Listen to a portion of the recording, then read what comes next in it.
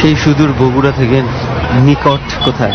নিকট বাড়ির কাছে। সেটা তো নিকট বলাই যাবে না, এটা তো মানে আসি একদম ঘরের মধ্যেই বলা যায়। সেটাই। ওকে, যাই হোক, এবার এত কাছে স্পট পাবো ভাবি নাই। মানে পাড়াটার নাম যাদের উপরে হয়েছে তারা কিন্তু এদিকে থাকে না, তারা অনেক দূরের বাসিন্দা। রাইট, সেই সিলেটে পাওয়া যায় তাদের। ওকে, আমরা এবার বগুড়ায় ছিলাম গত সপ্তাহে, এবার পুরাপুরি ভিন্ন দিকে চলে আসছি আমরা বগুড়া থেকে, আবার সেই বাড়ির কাছে চলে আসছি। আমরা আজকে যে জায়গাটা যাব সেটা হচ্ছে মণিপুরি পাড়া। ঠিক এই মুহূর্তে আমি আর রেহান কারওয়ান বাজারেই আছি। আমরা কিছুক্ষণ পর রওনা দেব, কারণ খুব কাছে যেহেতু। আমরা একটা রিক্সা নিয়ে শীতের মধ্যে আস্তে আস্তে চলে যাবো আর কি ওদিকে। রাইট, সেই জন্যই আমরা অপেক্ষা করছি। আর এখানে অপেক্ষা করার একটা কারণ আছে, এখানে আমরা আমার আর রেহানের একটা স্পেশাল চায়ের দোকান আছে যেখানে বসে আমরা চা খাই। চাটা মিস করতে চাই না। কার কাছে টাকা থাকে না, কার কাছে থাকে আর কার কাছে থাকে না, এটা নতুন করে বোঝানোর কিছু নেই। হ্যাঁ, বুঝতে পারছিস?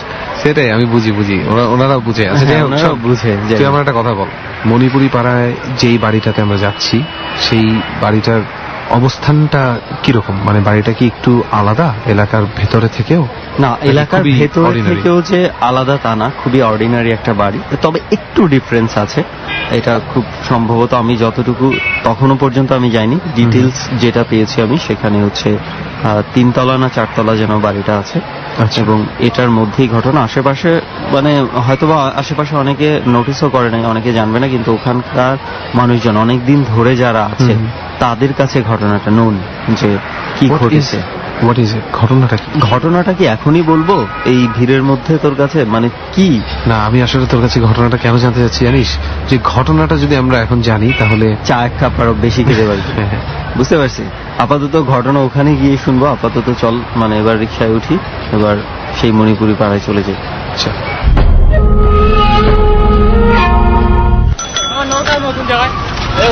পুরা ঘটনা তো এখন বলছি না, তোর শুধু এতটুকু বলে রাখি, ওখানে মৃত্যুর ঘটনা আছে, যেটা হচ্ছে অদ্ভুত এক মৃত্যু, যে মৃত্যুর পর থেকে কিছু ঘটনা ঘটছে।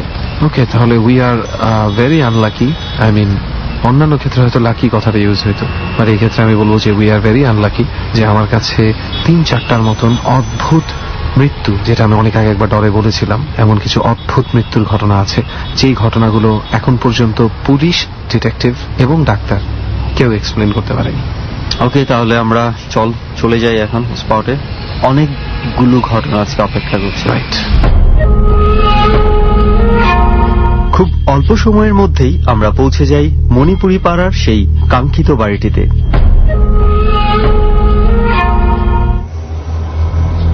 Back with the special New Year episode of DOR, এই বছরের প্রথম, তাই না? এবং প্রথম ডর 2016 সালের, এবং নতুন একটা সময়ে শুরু হয়েছে। রাইট, যদিও গত ডরটা আমরা প্রায় 1 বছর টানা কন্টিনিউ করেছি। রাইট, ডিসেম্বরের 31 তারিখ থেকে জানুয়ারির 1 তারিখ টানা চলেছে। এটা সব কোনো ভূতের প্রোগ্রামের থ্রুতে হবে না, আমি শিওর। তবে এটা নিশ্চয়ই এতক্ষণে সবাই জেনে গেছেন যে আজ থেকে কিন্তু ডর প্রতি বৃহস্পতিবার রাত 12টার পরপরই শুরু হয়ে যাবে। সো এটা নিয়ে সবাই কেয়ারফুল থাকবেন। যদি 11টা20 আপনি বসে থাকেন, অপেক্ষা করতে থাকেন, পরে না এমনও হতে পারে যে ডর শুরু হচ্ছে না, ডর বন্ধ হয়ে গেল কিনা। হ্যাঁ, কিন্তু এতটুকু বলি, আপনারা যতদিন আছেন ডর বন্ধ হচ্ছে না। সেটাই, অবশ্যই ডর বন্ধ হচ্ছে না। এবং যদি রাত 12টা থেকে হওয়াতে কারো হয়তো বা মনে হতে পারে যে একটু বেশি রাত হয়ে যাচ্ছে, কেন এমন হলো, এই সেই অনেক রকম অবজেকশনস আপনাদের থাকতে পারে, বাট মূল ব্যাপারটা হচ্ছে ভয়, ডর, সেটা যদি থাকে, সময় কোনো ঘটনাই না। এই কথাটাও বলে নিই যে আমরা চেষ্টা করেছিলাম যে আসলে আমাদের কিছু কিছু বাধ্যবাধকতা থাকে যে এখান থেকে আমরা বের হতে পারি না, আমাদের সবকিছু মিলিয়ে আসলে চলতে হয়। সো যাদের একটু প্রবলেম হয়ে যাচ্ছে, আমরা জানি যে অনেকেরই প্রবলেম হয়ে যাবে, তাদের কাছে আমাদের সরি বলা ছাড়া আর কিছুই থাকছে না। সো প্লিজ, আশা করি যে নতুন যে টাইমিংটা আছে, আস্তে আস্তে আমরা সবাই ইউজ টু হয়ে যাব নতুন এই টাইমিং এর সাথে। ডাউট অ্যাবাউট দ্যাট, আপনারা আমাদের সাথেই থাকবেন, সেটা 12টা হোক আর 11টা20 আমরা জানি। এবার আমরা চলে যাব আমাদের ফার্স্ট গেস্টের কাছে, যার কাছ থেকে আমরা ফার্স্ট অফ অল তার পরিচয়টা নিব। Before that I must say যে সে বাংলাদেশি হলেও সে কিন্তু খুব রিসেন্টলি বাংলাদেশে এসেছে from UK, and then he had some experience in UK. From UK সে কিছু এক্সপেরিয়েন্স নিয়ে এসেছে অন্য কিছু মানুষের, এবং তার সাথেও বাংলাদেশে থাকাকালীনও কিছু ঘটনা ঘটে, যেগুলো আমরা তার মুখ থেকেই শুনবো। তো ফার্স্টে আপনার পরিচয়টা জানার আগে আমরা বলতে চাই happy new year. Happy new year আপনাদেরকেও। আসলে খুব ভালো লাগলো যে ডরের সাথে আছি। ওকে, আপনার নামটা একটু জানান। হ্যাঁ, আমার নাম পুরো নাম খন্দকার তারেক আমিন রনি। রনি ডাকনাম। আমি এখন কভেন্ট্রি ইউনিভার্সিটিতে ইন্টারন্যাশনাল বিজনেস ল এর উপরে মাস্টার্স করতেছি। আচ্ছা, তো আপনি তো ছুটিতে মনে হয় কিছুদিনের জন্য এসেছেন? হ্যাঁ, 14 ডের জন্য আসলে এসেছি। আচ্ছা, আমরা মূল ঘটনায় যাওয়ার আগে একটু শুনি যে আপনি ইউকেতে থেকে নিয়মিত কি ডর শোনা হয়? আমি সব সময় শুনি। আমি এটা বলবো না যে আমি ডরের প্রথম থেকে শুনে আসছি, বাট লাস্ট 6 মান্থ আমি কোন এপিসোড বাদ দিইনি। ট্রু, মানে একটা ঘটনা ঠিক বলেছে যে আমি বলবো না যে সবগুলো এপিসোড। কেউ ফেসবুকে অনেক সময় লিখে পাঠায়, ভাই আমি প্রতিদিন ডর শুনি, আমি তো বুঝে পাই না সপ্তাহে একদিন আমরা অন এয়ার করি, বাকি 6 দিন কে অন এয়ার করে? এখন আমরা কি বলবো, হাস্যরস থেকে একটু বেরিয়ে আসি। আচ্ছা, প্রথমে জিজ্ঞেস করবো রনি ভাইকে, আপনি যে জায়গাটাতে ছিলেন সেই জায়গাটা সম্বন্ধে আমরা অনেক রিউমার শুনি। আমরা যারা বাইরে অন্য দেশে থাকি আমরা অনেক কিছু শুনি। আপনার কাছে কি মনে হয়, হোয়াট ইজ ইংল্যান্ড? কেন এই জায়গাটা নিয়ে এত? আসলে আমি বলবো এটা রিউমার না, যা শুনেন তার আমি জানি না কি শুনেন, বাট মনে হয় না মিথ্যা কিছু, কারণ এটা মিডিয়াতে আসে না। বাট সত্য কথা কি, ওখানে ভালো এক্সপিরিয়েন্স হয় মানুষের। আমি নিজে থেকে ব্যক্তিগতভাবে আমার 2-3টা এক্সপিরিয়েন্স আছে, খুব ভালোভাবেই আছে। শুধু আমি না, সাক্ষী যদি লাগে সেটাও নিয়ে আসতে পারবো ডর অনুষ্ঠানে। অলরেডি ডরের অনেক সাক্ষী মনে পেয়ে গেছে। আমাদের মনে আছে তোর যে আশরাফুল নামে একজনকে পেয়েছিলাম, লন্ডন থেকে এসেছিল, যিনি লন্ডনের অনেক ঘটনা উনি বলে গেছেন। সো আমার ধারণা মনে হয় না খুব একটা সাক্ষীর প্রয়োজন হবে, তো ঘটনা শুনেই বুঝে যাবে। আর কভেন্ট্রি সম্পর্কে যেখানে আমি থাকি, ওয়ার্ল্ড ওয়ার 2 ওখানে বোম্বিং করে পুরো মানুষ, মানে পুরো শহর ডিস্ট্রয় করে দেওয়া হয়। এলাকাটি এরকম, ফল ইকুইটি এরকম যে সন্ধ্যার পরে ওখানে মানুষ থাকে না। আমাদের একটা গ্রামের মতো অবস্থা। নর্মালি একটু হন্টেড লাগে, বাট এটা খুবই সিম্পল, এটা হন্টেড বলবো না আমি। বাট কিছু এরিয়া থাকে ওখানে আসলে গভর্নমেন্ট থেকেই বলে দেওয়া আছে যে সন্ধ্যার পরে অনুমতি নিয়ে প্রবেশ, মানে কোনোভাবেই প্রবেশ করা যাবে না, এক কথায় শেষ। রেস্ট্রিক্টেড এরিয়া কিছু আছে। ফর এক্সাম্পল যেমন কভেন্ট্রি একটা এরিয়া আছে, আমি নামটা আসলে আমার ঠিক খেয়াল নেই, তবে ওখানে কিন্তু লেখাই আছে যে গভর্নমেন্ট ঠিক আছে সন্ধ্যার পরে এখানে কোনোভাবে প্রবেশ করবে না। যদি করো তাহলে এটা তোমার উপরে ডিপেন্ড করতেছে। সেটার জন্য কোনো স্পেসিফিক রিজন লেখা নেই? না, কোনো রিজন লেখা নেই আসলে। তো আমি পরবর্তীতে, আমি সাথে আমাদের এক বাকি সব বাঙালি ভাই ছিল সিলেটের, আমি জিজ্ঞাসা করলাম যে এরকম সাইন দেখে যে এটা কি আসলে। তখন ওদের ভাষায় যেটা বললো যে এখানে ভূত আছে। তো ভূত আছে বলতে আমি বললাম যে ভূত আছে মানে এটা কি ধরনের কথা? তখন বললো যে না, এখানে সন্ধ্যার পরে যাওয়াটা একটু সমস্যা আছে। আর এছাড়াও ইউকেতে অনেক জায়গা আছে ভালো ভালো সিটিতে, বার্মিংহাম থেকে শুরু করে আপনার নর্থাম্বিয়া, নর্থহ্যাম্পটন, অনেক জায়গা আছে যেখানে আসলে সন্ধ্যার পরে ওখানে যাওয়া কোনোভাবেই সেফ না বলা হয়। কিন্তু আমি এখনো যাইনি, তবে আমার ইচ্ছা আছে আমি নেক্সট টাইম যখন আসবো আমি কিছু ছবি নিয়ে আসবো আপনাদের জন্য, বা কিছু ডকুমেন্টস নিয়ে আসবো যে ডরের শ্রোতাদের যেন আসলে এটা উপকার হয়। We would love to have them. যাই হোক, এবারে আমরা মনে হয় আমাদের অরিজিনাল ঘটনায় ঢুকে যেতে পারি। আচ্ছা রনি ভাই, আপনি আমাদেরকে কোন এক্সপেরিয়েন্সটা শোনাবেন? আমি প্রথমে ইংল্যান্ডেরটাই বলি। ঘটনাটি আসলে কি, আমি ইংল্যান্ডে মাস্টার্স করার জন্য গিয়েছি নভেম্বরে। তো আমরা লাস্ট নভেম্বর 2014 নভেম্বর আসলে। ওখানে যাওয়ার পর আমরা যে বাসাটা উঠি, সেই বাসাটা ছিল আমাদের বাঙালি কাপড়, তো উনি বাসাটা আমাদেরকে দিয়ে দেয়। তো আমরা উঠার পর প্রথম 2-3 মাস কোনো সমস্যা নেই, খুবই ভালো। বলে রাখা ভালো যে বাসাটা আসলে আমরা 5 জন ছিলাম, 3 জন বাঙালি ছিল আর একজন ইন্ডিয়ান, একজন পাকিস্তান। তো প্রথম 2-3 মাস আসলে খুবই নর্মাল, খুবই ঠিক, কোনো সমস্যা নেই, ইটস ওকে, ফাইন, গুড। তো 3 মাস পরেই আসলে আমরা যেটা লক্ষ্য করি, মানে 3 মাস পর আসলে প্রথমেই যখন উঠে দেখি কিছু পোস্টার ওই বাসাতে টাঙানো। তো পোস্টার লাইক এটা মানে 3-4টা পোস্টার প্রত্যেক রুমে। 3 মাস পর্যন্ত আপনারা এই পোস্টারগুলো দেখেননি? না, দেখেছি আমরা প্রথম থেকে দেখেছি। মানে নোটিস করেছেন? হ্যাঁ, নোটিস করেছি প্রথম থেকে যে প্রত্যেকটা রুমে একটা করে পোস্টার লাগানো। তো আমরা প্রথম ভেবেছি লাইক ডেকোরেট করা হাউস, তো হয়তো বা জাস্ট এর জন্যই ডেকোরেশনের জন্য। পোস্টার আসলেই দেখতে সুন্দর, পেইন্টিং গুলো আসলে একটু অন্যরকম ছিল, সচরাচর যেরকম আমরা দেখি আসলে ওরকম না। তো আমরা মনে করছি জাস্ট ডেকোরেশনের জন্য। তো 3 মাস পরে যেটা পাকিস্তানি আমাদের ছেলেরা থাকে, ওর নাম হলো জারার, ও বলে যে ভাই পেইন্টিংটা ভালো লাগতেছে না, আমার মনে বেটার হয় ফেলে দিই। তাই বললাম ইটস ওকে, দাও, এটা আমার তো না, ঠিক আছে। তো ও কি করে পেইন্টিং গুলা নিয়ে, পেইন্টিং অ্যাকচুয়ালি সরি মানে ছবিগুলো নিয়ে, মার্কগুলো নিয়ে সে ওটা আসলে বিনে ফেলে দেয়। যে কটা ছিল ফেলে দেয় ওকে, হ্যাঁ, কারণ ওর কাছে ভালো লাগতেছিল না, আর খুব নামাজ পড়েছিল, এটা মানে খুব নামাজি। তো তারপর যেদিন ফালায় ওই দিন সেটা আসলে দুপুরের দিকে করে, ওই দিন রাত থেকে আসলে ঘটনাগুলো শুরু হয়ে যায়। রাতের বেলা যেটা হয় যে আমরা 1-2টার দিকে যেটা হয় যে আমি শুনতেছি যে সিঁড়ি থেকে ওকে ওঠানামা করতেছে কন্টিনিউয়াসলি ওঠানামা করতেছে, লাইক 1-2বার হলে মনে করতাম রুমমেট অথবা হাউসমেট, বাট এরপর যেটা হয় আসলে কন্টিনিউয়াসলি আধা ঘন্টা ধরে সিঁড়ি থেকে কেউ উঠছে। হ্যাঁ, আর ওদের সিঁড়িগুলো আসলে কাঠের, তো সাউন্ড খুব হয়, এত ঘুমের প্রবলেম হচ্ছে, বারবার কন্টিনিউয়াসলি আধা ঘন্টা উঠতেছে নামতেছে, কোনো পি নাই। তো আমি বের হয়ে দেখি যে না, কেউ নাই, আবার শুতে গেলাম। ওই দিন আর কিছু হয়নি, 3-4 দিন পর 4 দিনের মাথায় আবার সেম কাহিনী শুরু হয়, ওঠা নামা শুরু হচ্ছে।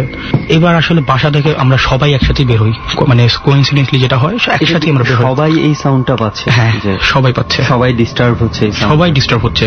তো বের হলাম সবাই, আমরা বের হয়ে মানে জাস্ট বের হয়ে সবাই আমরা হল রুমে আসলাম, মানে আমি ড্রয়িং রুমে। আমি বলতেছি কে, মানে বারবার আধা ঘন্টা 1 ঘন্টা কন্টিনিউসলি উপর নিচে নামতেছে কে। তো সবাই বলতেছে আমরা তো সেম কোশ্চেনই করতেছি, তো পাকিস্তানি ইন্ডিয়ান ওরা ওদেরকেও সেম বললাম, তো ওরা বলতেছে না কেউ তো আমরা করতেছি না। আসলে তো এটা হাস্যকর ব্যাপার না যে কন্টিনিউসলি কেন ওঠানামা করবে। তো যা হোক, তখন বললাম আচ্ছা ঠিক আছে, সকালে একটা দেখি, এখন আসলে ক্লাস আছে সকালে কি করবো, তো আমি ঘুমায় যাই। পরের দিন আর ওঠানামার সাউন্ড হয় না, পরের দিন বাথরুম থেকে কল পানি পড়ার সাউন্ড, কেউ শাওয়ার করতেছে এরকম সাউন্ড, পাকঘর থেকে হয়তো বা আমাদের যে প্লেট টেলেট এগুলো মুভ কেউ ধরতেছে এরকম একটা সাউন্ড। আর খুব পিন অফ সাইলেন্ট, তো আসলে হঠাৎ করে এরকম সাউন্ড গুলো আসা, মানে এটা কি আপনারা সবাই পাচ্ছেন? সবগুলা ছেলেগুলো পাচ্ছি আমরা, আর আমি নিচে ছিলাম, তা আমারটা বেশি আসতেছে, ওরাও শুনতেছে। আসলে আমি বের হয়ে আসলে চেক করলাম, চেক করে দেখি যে কেউ নেই। আর শাওয়ার পানি যে পড়ছে বাথরুম থেকে, মানে বাথরুম ওয়েট না, মানে আমি একদম শুকনা। কিন্তু আপনারা তো বাথরুম থেকে শব্দ পেয়েছেন, এটা আপনারা কনফার্ম? 100% পানি পড়ছে, শব্দ পেয়েছেন? পানি পড়ছে, শুধু যে কল বন্ধ তাই না, কোন রকম পানির টাচও নেই? নাই, ইটস ড্রাই, একদম ড্রাই। প্রত্যেকে পেয়েছেন? প্রত্যেকে পেয়েছি। কি বলবো, মানে আসলে কনফিউজড, যে আমার তখন মাথা ছিল যে দেশের বাইরে একা, ফ্যামিলি নাই, এখন এগুলো এক্সপিরিয়েন্স করতেছি। পরের দিন আমরা একটা বাসায় মিটিং বসাই, তো বসায় বলি যে সমস্যা কি, আসলে কি করা যায়। এখন ইন্ডিয়ান যে ছেলেটা ছিল সালমানও বলতেছে যে আমার কাছে মনে হচ্ছে সামথিং রং। আমি বললাম যে রং মানে হেভিলি রং আসলে।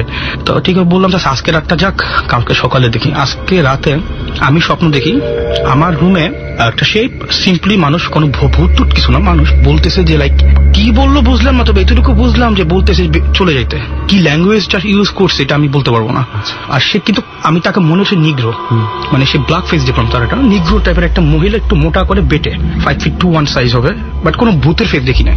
বলতেছে মানে কি বলতেছে বুঝলাম না, তবে এতটুকু বুঝলাম সে হয়তো বলতে চেষ্টা করতেছে চলে যাও, হাত থেকে এভাবে এরকম মানে হাত থেকে ইশারা করতেছে। তো উঠলাম, ওঠার পরে আমি খেয়ে হারায় ফেলে আসলে এটা দেখার পর। খেয়ে হারায় ফেলে আমি ডাইরেক্ট আমার যে ফ্রেন্ড থাকে, আমি কাজীর রুমে নক দিই। নক দেওয়ার পর কাজীও দেখি বের হয়ে দেখে হতভম্ব অবস্থা আমার দিকে তাকায় আছে, বলতেছে যে আমি একটা বাদে স্বপ্ন দেখছি। ও বলতেছে আমিও বাদে স্বপ্ন দেখছি। বাকিরা দেখলাম রুম থেকে বের হয়ে গেছে আমাদের কথা শুনে, সবাই নাকি একই স্বপ্ন দেখছে। স্বপ্নের মধ্যে এটা দেখতে পাচ্ছি যে কেউ আপনাদেরকে বের হয়ে যেতে বলছে? একই স্বপ্ন দেখছি আমরা, সেম স্বপ্ন। হ্যাঁ, একই টাইমে, আমি টাইম বলতে পারবো না, বাট নক করার পর একই রাতে দেখে, একই রাতে দেখা যে একই জিনিস দেখছে। পরে আমরা যে বেঙ্গলি আপুটা ছিল আমাদের বাংলাদেশি, তাকে আমরা পরের দিন নক দেওয়া ডাকি, বলি যে লাইক আপনাদের বাসায় এই অবস্থা, তো জানি না কতটুকু বিশ্বাস করবেন, তো বাসাটা আমরা ছেড়ে দিব। তো এখানে বলে রাখা ভালো, লাইক আমরা আগে থেকে বাসাটা ঠিক করে ফেলে আমরা মুভ করবো 5-6 দিন পরে, কপাল ভালো পেয়ে যাই। উনি বলতেছে যেতে পারো, বাট অ্যাডভান্সের টাকা পাবা না। এখানে কেন বলতেছি, এই কথোপকথন গুরুত্বপূর্ণ দেখে বলতেছি। এখন রুলের চিন্তা করে আসলে তো পাবো না, হঠাৎ করে যদি বলি। তখন উনি রুমে ঢুকতেছে, আমাদের ঢুকে চেক করতেছেন। আশা বললো যে সাইনগুলো ছিল পেইন্টিং টেপের, ওগুলো কোথায়? পাকিস্তানি ছেলেটা বললো যা মানে ফেক দিয়া, আমি ফেলে দিছি আসলে। উনি দেখলাম যে মানুষ বাসা ছাড়তে দিবে না আমাদের, সেই মানুষ সাথে সাথে বললো ভাইয়া তোমরা চলে যাও বাসা থেকে, বেটারটা তোমরা লিভ করো, কবে লিভ করতে চাও? তখন বললাম যে আজকে তো 25, আমরা 1 তারিখে লিভ করবো। বলছো না আজকে কালকে সকালে চলে যাও। মানে জাস্ট উল্টো হয়ে গেল। পেইন্টিং এর কথা শুনেই মানে পুরো চেঞ্জ হয়ে গেল। সে অবাক হয়ে গেলাম যে মানুষ বাসা ছাড়তে দিবে না, সে অ্যাডভান্সের টাকা দিতে রাজি হয়ে গেল। টাকা এখনই দিয়ে দিচ্ছে আমি তোমাদের ক্যাশে, তোমরা চলে যাও, এটা বলতেছে। আমি জানি না, আমি এত প্রেশার দিলাম ওই মহিলাকে, বললোই না, কোনোভাবে তার প্যাট থেকে কথা বাইরে করতে পারলাম না। তারপর সে এসে টাকা দিয়েছে আমাদের, ওই দিনই দিয়ে দিয়েছে। আধা ঘন্টা পরে বলছে তোমরা কালকে চলে যাও। তো পরে আমরা ওই অন্য বাসা থেকে বলি যে লাকিলি ওই বাসাটা ফাঁকা ছিল, ওখানে কোনো মানুষ থাকতো না, আমরা মুভ করতে যাচ্ছি। তো বললো যে 5 দিনের বাসা টাকা তোমরা দিয়ে দিও বেশি। বলছি ওকে, আচ্ছা ওটা এত ডিটেলস যাওয়া দরকার নেই। তো তারপরে আমরা পরের দিন বাসা যখন ছাড়ি, তো সবার মাথায় একটা জিনিসই ঘুরতেছে, অ্যাকচুয়াল হিস্ট্রিটা কি। পাশের বাসাটাই ছিল একজন, উনি মেবি সাদা চামড়া কেউ, তো জানি না কোথায় সাদা চামড়া। আমি তাকে বাসা যখন আমরা ছেড়ে চলে যাবো, নক করে বললাম যে এই বাসায় কোনো প্রবলেম আছে? ঠাস করে মুখের উপরে দরজাটা আটকে দিয়ে বললো যে গেট লস্ট। দরজা যখন খুললো খুব ভদ্রভাবে বিহেভ করলো, যখনই কোশ্চেন করলাম মুখের উপরে দরজা লাগাই দিয়ে বললো গেট লস্ট। তার পাশেই আমরা থাকতাম 95, জিজ্ঞাসা করলাম 96-এ, চিন্তা করি 94 একটু জিজ্ঞাসা করি। তো নক করি, দেখি যে একজন পাকিস্তানি, মেবি পাকিস্তানি হবে, এই বেল্টেরই মানুষ।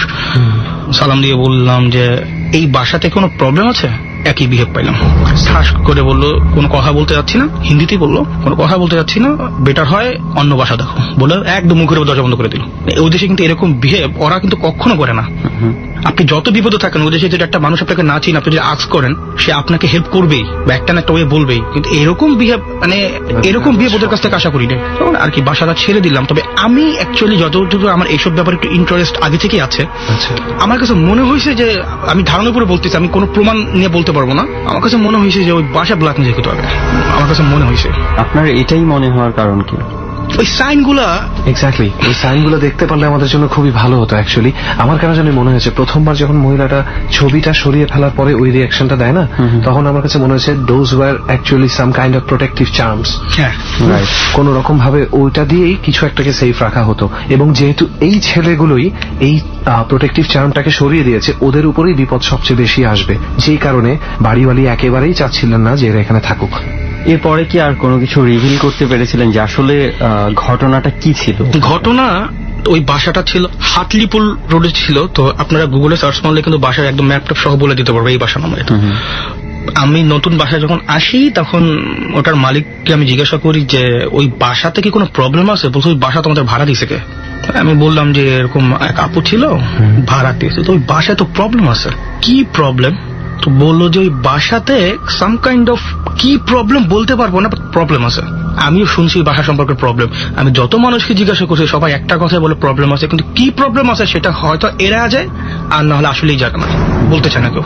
আচ্ছা, মানে তবে আমার মনে হয় ব্ল্যাক ম্যাজিক টাইপের কিছু একটা হইতো ওই বাসাতে। আপনি কি কখনো মানে কাউকে অ্যাবাউট দ্যাট ব্ল্যাক ওয়েমেন যাকে আপনারা স্বপ্ন দেখেছেন সবাই, সেই মহিলা সম্বন্ধে কাউকে কিছু জিজ্ঞেস করেছিলেন কখনো?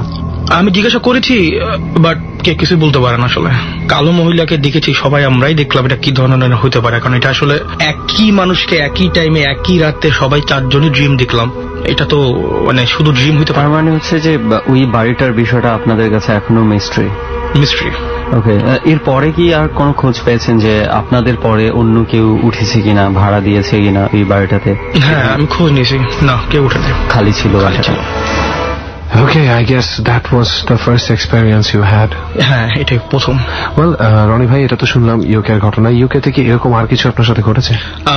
আমার যে ভাই আছে এক, উনিও মাস্টার্স করে, ওনার সাথে কিছু ঘটনা আছে, বাট আমি স্পেসিফিকলি ওনা খুব গুছিয়ে এখন বলতে পারবো না, কারণ আমি ঘটনাগুলো খুব ভালোভাবে শুনিনি আসলে, কথা হয়েছে।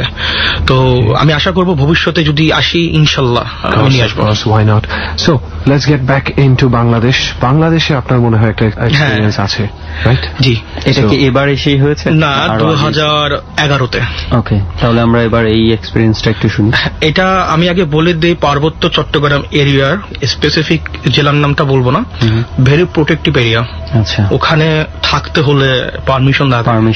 তো ওখানে আমরা 2011-তে প্রথমে আমরা কক্সবাজার ঘোরার পরে ওখানে আমরা যাই, আর ওখানে পারমিশন শুধুমাত্র আমাদের এক ফ্রেন্ডের থ্রুতেই হয়। কোন সামহাউ ওই ব্যাখ্যাতে যেতে পারতেছি না, কারণ ওকে আমরা জানি যে ওই এলাকাগুলোতে কিছু কিছু রেস্ট্রিকশন আছে, কিছু বিষয় আছে। হ্যাঁ, তো আমরা যাই। ওখানে যাওয়ার পর যেই বাসাটা আদা বাঁকা থাকে আপনার টিনের বাসা, খুব বড় বড় রুম, দুটা আলাদা আলাদা দুটা রুম, আর করিডোরটা অনেক বড়, ইটস লাইক 30 গজের মতো, 40 গজের মতো বারান্দা, আসলে মানে পরিগরটা বাইরে। তো আমরা উঠি, আমরা মাগরিবের ঠিক পরেই যাই। তো উঠতাম, ঢোকার পর যে যার রুমে, মানে আমরা 4 জন, আর আমার টিচারের ছেলে, ও ক্লাস 7-এ পড়ে, 6-এ পড়ে সময়, সরি।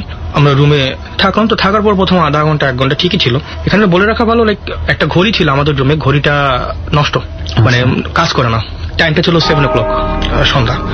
তো 7 o'clock তো ঠিক আছে, আমরা মজাই করতেছিলাম। আর ওই জায়গায় একটা কথা বলে রাখ, প্রচন্ড পিন অফ সাইলেন্স।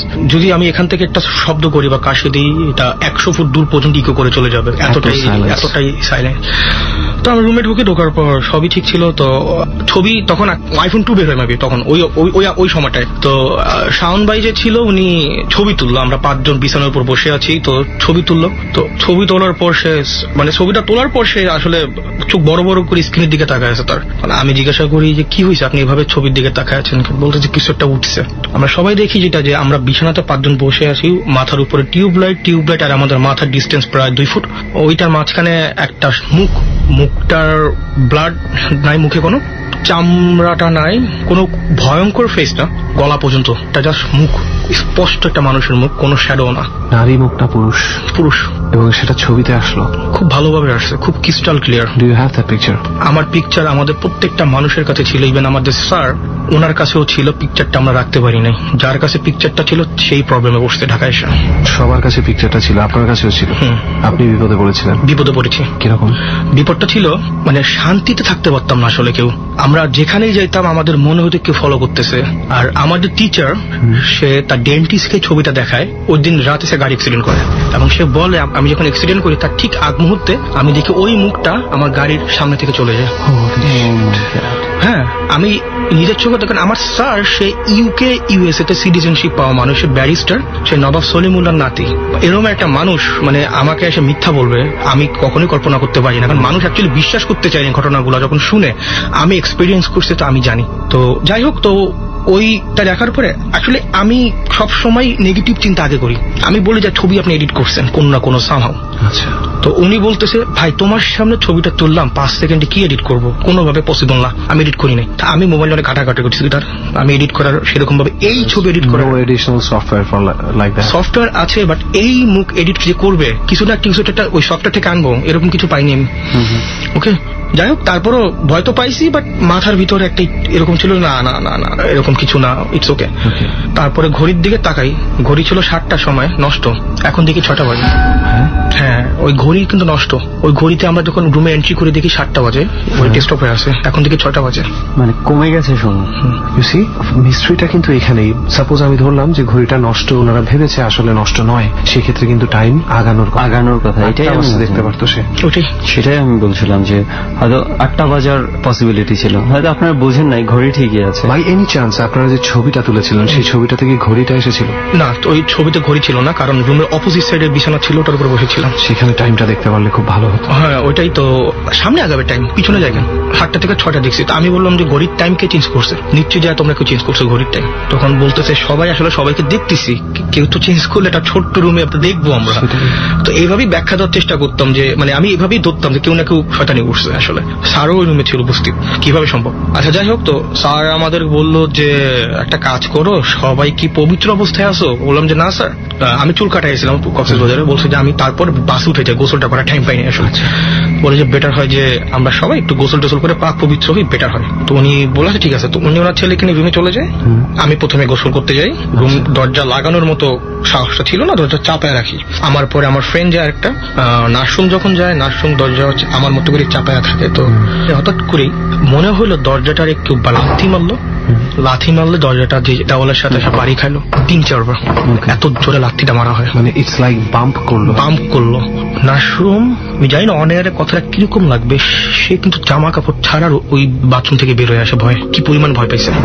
তো আমি তারপর বললাম যে ঠিক আছে। আমি একটা জিনিস একটু ক্লিয়ার হয়নি, দরজাটা কোন দিকে ছিল? বাথরুমের ভেতর দিকে খোলে দরজাটা না বাইরের দিকে খোলে? বাইরের দিকে খোলে। তার মানে ধাক্কাটা যে মেরেছে সে বাইরে থেকে মেরেছে, ভিতর থেকে মেরেছে তো বাথরুমে। ও, সেও ভেতরেই ছিল? নার্সরুম ভিতরে ছিল।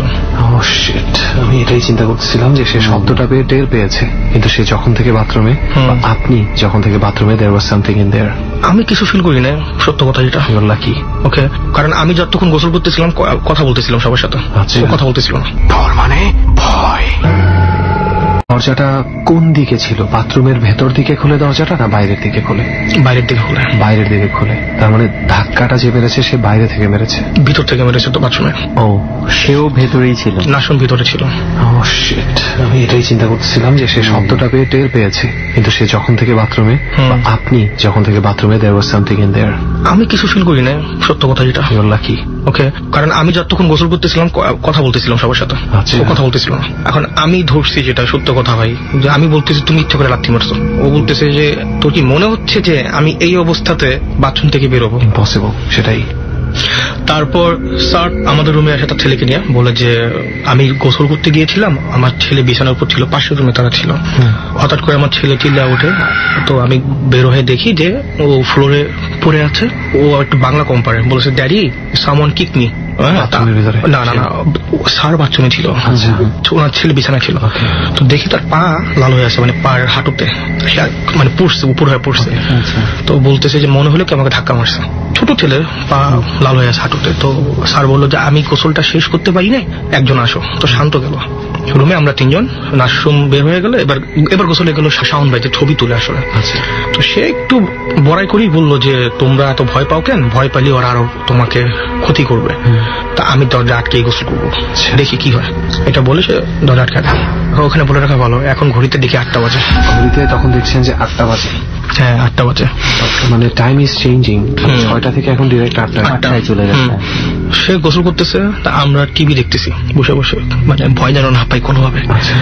হঠাৎ করে চিল্লে উঠলো শাওন ভাই যে এই বাথরুমে লাইটটা বন্ধ করছে। তা আমরা বললাম যে আমরা তোকে বন্ধ করিনি, বসে লাইটটা অন করে দাও। তো বাথরুমের সামনে পর্দার পিছনে লাইট, আমি হাতটা দিয়ে লাইটটা অন করে বসলাম। 2 মিনিট পর আবার ছিল নাই, বাথরুমে লাইট বন্ধ করে ভয় দেখাতে সময় কি শুরু করছো তোমরা? তখন আমি বললাম যে ভাই ভয় দেখাবো কেন, আমরা তো এখানে 2 জন বসে আসি। এবার আমি বললাম আসুন তুই যে লাইটটা অন করে দিয়ে বসলো। 2 মিনিট থেকে 4 মিনিট আবার বলতেছে ফাইলে আমি পাইছো, স্ল্যাং ইউজ করতেছে অনেক, মানে গালাগালি করে অবস্থা খারাপ করে দিয়েছে যে ভয় দেখানোর একটা লেভেল থাকা উচিত, এখন এক্সেস লেভেল হইতেছে, লাইট বন্ধ করতেছো বারবার কেন, পরপর 3 বার সমান। এরপর আমি বললাম যে আচ্ছা ঠিক আছে একটা কাজ করি, আমি বললাম না শুন চল 2 জন একসাথে সুইচটা করি। আচ্ছা গেলাম, পর্দা সরালাম, সরানোর পর অফ করার পর চোখের পলক পড়তে যতক্ষণ টাইম লাগে ততক্ষণের ভিতরের দিকে লাইট অফ, চোখের সামনে সুইচ অফ। আপনি বিশ্বাস করুন কিনা আমি জানি না, এটা আমি নাশরুম 2 জন এক্সপিরিয়েন্স করছি। আপনাদের চোখের সামনে সুইচ অফ? এটা দেখার পর নর্মাল থাকতে পারতেছিলাম না। সুইচটা যখন অফ হয়ে যায়, মানে বৈদ্যুতিক গোলযোগের কারণে সেটা হতে পারে শর্ট সার্কিট বা এই ধরনের, সুইচটা কি একদম অফের বাটনেই চলে গেছিল? মানে কেউ সুইচ টিপ দিলে যেমন একটা অফের বাটনে অফটা হয়ে যাবে, ওইভাবেই হয়ে গেছে। তারপর আমি প্রথমে চিন্তা করলাম যে অনেক সময় তো সুইচে প্রবলেমও থাকতে পারে, হয় না? আমার সময় হলো না, সমস্যা হলো না, এখন কেন হয়? উনি বাথরুম থেকে বের হয় গামছা পরে, দেখি চোখ পোক আগুন হয়ে আছে। তখন আমি বললাম যে বিশ্বাস করেন আমরা কোনো ফাইলামি করতেছি না। তো উনি বুঝলো যে আসলে না প্রবলেম আছে। এবার উনি দরজা খুলে রেখে গোসল করে আসে। এবার শান্ত যখন তাই শান্ত গোসলটা করে না, উনি বলে যে আমি ওই অবস্থায় আছি। আচ্ছা, এবার আমাদের দরজা নক হওয়ার পর একজন আসলো, আসা বলতেছে যে আপনারা খুব বেশি সাউন্ড করতেছেন, একটু আগে দরজার বাড়ি খাওয়ার সাউন্ড পাইলাম, এখানে আশেপাশে আর অনেকজন থাকে, তো বেটা হয় আপনারা নয়েজ কম করেন। আচ্ছা, তা আমি বললাম যে ভাইয়া একটা কথা জিজ্ঞাসা করি, এখানে কোনো প্রবলেম আছে? এটা হাসি দিতে চলে গেল সুন্দরভাবে। এই হাসির অর্থ কি বুঝলাম না, তবে আমার মনে হলো সে একটাই কথাই বললো, হাসি দিল আর বললো যে কোনো প্রবলেম নেই, আপনাদের ভুল ধারণা। যাই, খাওয়া দাওয়া করলাম, খাওয়ার জায়গা আলাদা, ওখানে 10-5 মিনিট হেঁটে লেগে যেতে। খাওয়ার পর ওটা তো যেহেতু পাহাড়ি এলাকা, তো ধরেন মাঝখানে লেকের ওপাশে পাহাড়, লেকের সাথে নদী কানেক্টেড, এরকম ব্যাপারটা, নদীর সাথে সাগর কানেক্টেড ব্যাপারটা এরকম। তো নদীর মাঝামাঝি পর্যন্ত ব্রিজ আছে, তো আমরা ব্রিজের মাথা গেলাম, বসার চেয়ার আছে, বসলাম, গল্প টল্প করতেছি। তারপর দেখি পাহাড়ের পাশ থেকে 2টা আলো আসতেছে, মানে পানির উপর। তা আমরা বললাম যে মনে হচ্ছে যে হয়তোবা টহল দিচ্ছে কেউ নৌকাতে করে, খুবই সিম্পল ব্যাপার, আমরা এটাই ভেবে দিলাম। তো যখন দেখি দুপুর পাহাড়ের পিছনে যায়, হঠাৎ করে আমাদের মানে বোটের মতো আসতেছে, এরকম যাচ্ছে, হঠাৎ করে আমার মাথায় একটা জিনিস নক খেলো তখন, যে এইখানে একটা কাশি দিলে 100 ফুট দূরে যায়, এটা যদি নৌকা হয়, বোট হয়, বোটের সাউন্ড কই? আর ইঞ্জিনের শব্দগুলো তো কথাই নেই, বোটা মারতেছে না, বোটের সাউন্ড নাই, আর যেটা যাচ্ছে ওয়েভ কোথায়? মুভ করতেছে, তো আপনারা দেখতে পাচ্ছেন। হ্যাঁ, আর বোট হলে তো ওয়েভ থাকবে, হালকা হালকা ওয়েভ থাকবে, কারণ এইতে আপনার হ্রদের পানি তা ওটা তো আপনার ঢেউ নাই, হালকা হালকা ওয়েভ করবে, তো ওয়েভ নেই কেন? এটা যখন বললাম তখন ওটা দেখলাম ঘুরতে ঘুরতে আমাদের 40 থেকে 50 মিটার ভিতরে যখন আসলো, স্পষ্ট দেখি এটা কোনো বোট না, এটা একটা আলো, সাইজটা হলো আপনার রাজাহাঁসের মতো, রাজাহাঁস মুখটা হাঁসের মতো, বডিটাও হাঁসের মতো, কিন্তু এটা আলো, কিন্তু অনেকটা ওইরকম শেপ, পিছনে কিন্তু কিছু নাই, আসলে হাঁসের আকৃতি, কোনো বোট না। আমরা মনে করছি বোটের ওখানে হয়তো বা আলো রাখছে, ওই আলোটা, কোনো বোট নাই, পানির উপর থেকে খুব সিম্পলি যাচ্ছে। তো এটা দেখার পর আয়াতুল কুরসি সার পড়লো, পড়ার পর চলে গেছে পাহাড়ের পিছনে। এই কাহিনীটা হওয়ার পর সবার মোবাইল একসাথে অফ, সবার, বিশ্বাস করবেন কিনা জানি না, প্রত্যেকটা মানুষের মোবাইল একসাথে অফ। ওই সারেরও নোকিয়া N97 ইউজ করতো, স্টিল মনে আছে। How do you explain that? আসলে এক্সপ্লেইন করার কোনো কিছু আমি খুঁজে পাচ্ছি না। তারপর মোবাইল আমরা সবাই অন করলাম, আমি যখন অন করছি অন হয়ে গেছে, খুব সিম্পলি অন হয়েছে। অন হওয়ার পর যেটা দেখি যে আমাদের কারণ স্যারের মোবাইল ফোনে ওই যে ছবিটা আমরা ব্লুটুথ থেকে নিয়েছিলাম, ওটা ওয়ালপেপার হয়ে আছে অটোমেটিক্যালি ওয়ালপেপার। এখন শুনতে আসলে বোকামি লাগে, হাস্যকর লাগে, বা এখন কি এটাও বলা যাবে যে এখনকার যুগের ভূতেরা কি মোবাইল ফোনও অপারেট করতে পারে, ব্যাপারটা এরকম। আমি 2-1 জনকে শেয়ার করছি, তারা টিটকে নেবেন আমাকে কথাটাই বলছে। যাই হোক, শান্ত স্ল্যাং ইউজ করে, মানে বলে যে জিন টিন ড্যাশ ড্যাশ, বলার পরে সে বসে। আচ্ছা, বসলো, ঠিক 10 সেকেন্ড পর উঠে গেল, পকেটে হাত দিল, শীতের সময় ছিল, বলতেছে যে আমার ভাল লাগতেছে না, আমি রুমে যা ঘুমায় পড়বো। ওইখান থেকে আমাদের রুম ওয়াক করলে 5 to 7 মিনিট হাঁটতেছে। স্যার বলতেছে ওরে পজেস করছে, ওরে ধরো। হ্যাঁ, ও আমাদের থেকে 50 মিটার হবে, আমরা দৌড়াচ্ছি, ও হাঁটতেছে। 2 মিনিট থেকে 3 মিনিট দৌড়াইলাম, ও হাঁটতেছে। 50 মিটারের ডিস্টেন্স আর কমে না, ও হাঁটে, আমরা দৌড়াই, ডিস্টেন্স কমে না। কারণ এটা হইতে পারে যে ও তো খুব দ্রুত হাঁটতেছিল, কিন্তু আমি তো দৌড়াচ্ছিলাম, স্যার দৌড়াচ্ছিল, স্যারের ছেলে দৌড়াচ্ছিল, নাসুম দৌড়াচ্ছিল, নাসুম মাঝামাঝি ছিল, এখন বলে রাখা বলো। নাসুম ও আর আমাদের মাঝামাঝি ছিল, তো আমরা 30 মিটার পিছনে ছিলাম। ও আগে দৌড়টা দেয়, যেহেতু আমাদের সবার আগে, ও একটু আগে যায়, কিন্তু ও হাঁটতেছে, ডিস্টেন্স কমে না কেন। ও রুমের ভিতরে ঢুকে, আমাদের কারো সাহস নেই রুমের ভিতরে ঢুকবো, মানে স্যার ঢুকছে, তো ও দেখে, ও স্যারে বলতেছে যে ও ল্যাপ মোড়ে শুয়ে আছে, স্যার ওকে ধরে বাইর করে। ওর চোখের 2 মিনিট 2 কোনায়, চোখের 2 মিনিট 2 কোনায় জিব্বা বাইর হওয়া, লালা পড়তেছে মুখ থেকে, একদম সাপ বাইট করলে যেরকম লালা পড়ে না, এরকম ভাবেই অত না লালা পড়তেছে। স্যার ওর ঘাড়ের দিকে থাপ্পড় মারলো, সাথে সাথে সে সুস্থ। বলতেছে যে ছবিতে দেখি না আমরা যে আমি এখানে কেন, বলতেছে আমি এখানে কেন। ওকে, যাই হোক, টাইম কম, লাস্ট এটাই বলবো, রাতে আমরা শুই, আমি আর শান্ত নিচে, বাকি দুজন উপরে। সকাল বলে উঠে দেখি আমাদের নিচে যে তোষকটা, এটা যারা উপরে ঘুমেছে তাদের উপরে, তাদের খাটের নিচে যে তোষকটা ছিল ওটা আমাদের উপরে। মানে বুঝি না আমি বিষয়টা, আরেকবার একটু ক্লিয়ার করে বলবেন। আমরা যখন ঘুমাই ফ্লোরে, আমাদের নিচে যে তোষকটা ছিল, আপনারা যেই তোষকে ঘুমিয়েছে আমাদের নিচে ছিল অবশ্যই, তো এটা যারা খাটে ঘুমিয়েছে তাদের উপরে। আচ্ছা, তাদের উপরে কম্বল হিসেবে। খাটে যারা ঘুমাইছে তাদের নিচে যে তোষকটা ছিল ওটা ওটা আমাদের উপরে। সকালবেলা উঠে দেখি আপনাদের উপরে, তারা তখন হচ্ছে খাটে তোষক ছাড়া ঘুমিয়ে না, আমাদের তো ওদের নিচে, ওদেরটা আমাদের নিচে। আমি কি বুঝতে বললাম? আই থিঙ্ক আমরা একটু কনফিউজ হয়ে গেছি। আপনি বলছিলেন কম্বল হিসাবে আপনাদের উপরে ছিল? না, যে তোষকটার উপরে আমরা ঘুমাইছি নিচে বিছায়ে, ওটা সকালে যারা উপরে ঘুমাইছে তাদের উপরে। তাদের উপরে, দ্যাট মিনস তাদের কম্বল হিসেবে। তখন তারা কিসের উপর ঘুমিয়েছিল? তারা কি কোনো তোষকের উপর ঘুমিয়েছিল? হ্যাঁ, তারা যে তোষকের উপর ঘুমিয়েছে সেটা আমরা যারা নিচে ঘুমাইছি তাদের আমাদের উপরে। আপনাদের উপরে, দ্যাট মিনস আপনারা তোষক ছাড়া ঘুমিয়েছেন, চেঞ্জ হয়ে গিয়েছে। এরপরে চেঞ্জ হওয়ার পরের অবস্থাটা বলতেছে, তাদের তোষকটা আপনাদের শরীরের উপরে, দ্যাট মিনস আপনারা তো ফ্লোরে এমনিতেই মাটিতে, ওরা হচ্ছে নর্মাল খাটের উপর শুয়ে আছে, তোষকটা তাদের উপর। রাইট, ওইটাই আমি বলছিলাম যে যখন এক্সচেঞ্জ হওয়ার পর আপনারা ঘুম থেকে উঠে দেখতেছেন অ্যাকচুয়ালি আপনাদের গায়ে তোষক, নিচে কিছু নেই। ওইটাই আমি বলছিলাম যে ঘুমের মধ্যে কেউ যদি করে থাকে ওকে ফাইন, গায়েরটা একজন আরেকজনকে চেঞ্জ করে দিতে পারে, কিন্তু নিচ থেকে যদি তোষক টেনে নিয়ে যায় ওটা তো টের পাবে। 4টা মানুষকে সরাইতে হবে, একজন যদি করেও থাকে সে কিভাবে করবে? তোষকগুলো মুভ করেছে আর কি সামহাউ। টার্গেট ছিল 7 দিন থাকবো, পরের দিন বাসে টিকিট কাট। ঢাকা শহরে আসার পরে এই জিনিস পিছনে ছাড়ে নাই। বাসে যখন উঠি আমরা কথাগুলো বলতেছিলাম, তখন আশেপাশে বাসে যারা মানুষ ছিল তারা শুনে এমনিতে ভয় পেয়ে যায়, কারণ আমাদের অবস্থা এমনিতে খারাপ ছিল। শান্ত প্রচুর বাসে বমি করে, শাওন ভাই প্রচুর বমি করে। এই তো কিছু কিছু আমার বাদ দিতে হয়েছে সময়ের জন্য। আই থিঙ্ক যা বলেছেন এতেই যেটা বোঝার পুরো ঘটনা ক্লিয়ার হয়ে গেছে। একটা ছবির ঘটনা উনি বলেছিল না, যে তোর মনে আছে ওই যে লি আর তার মা এসেছিল, ছবিটা দিয়ে গেছে। আমার মোবাইলে কিন্তু এখনো ছবিটা আছে। আমি মাঝে মাঝে দেখার চেষ্টা করি যে আসলে এটা কি কোনো ফটোশপ করা ছিল নাকি, কিন্তু কোনোভাবেই মানে বোঝা যায় না যে এটা ফটোশপ। লি আর তার মার এপিসোডটা কিন্তু আমি শুনছি, শোনার পরেই কিন্তু আমি ডিসিশনটা নেই, আমি ফোন দিব ডরকে। What do you think? আপনি একটু ছবিটা দেখেন তো। আমার মোবাইলে ছবিটা এখনো আছে, জাস্ট পেছনে নীল রঙের পর্দার সাথে কি আপনি কোনো এক্সিস্টেন্স দেখতে পাচ্ছেন? হ্যাঁ, আমারটা অনেকটা এরকমই ছিল। অনেকটা এরকমই কি ছিল? আমারটা এরকমই ছিল, এখানে মুখটা কিন্তু খুবই নর্মাল, আমারটা আরেকটু বিদঘুত ছিল। এটা রিয়েল ছবি, আমি বলে দিলাম। ওকে, লিয়ের ছবিটা অনেকেরই ডিমান্ড ছিল ফেসবুকে দিয়ে দেওয়ার জন্য, কিন্তু আমরা যেহেতু ওদের একটা ফ্যামিলি ফটো, এটা আমরা দিতে পারি। I think I will provide it. এটা তুই আমাকে দিয়ে দিস, আমি ফটোশপে সবার চেহারা ব্লার করে তারপরে আমি এটা। অলরাইট, সো রনি ভাই, অনেকগুলো সময় আপনি আমাদেরকে দিয়েছেন এবং আমরা অনেকগুলো আপনার সময় নিয়েছি, but it was for good. আপনার স্টোরি বা আপনার যে এক্সপেরিয়েন্স গুলো ছিল যেগুলো আপনি বললেন, it was totally different from the usual horror stories we here.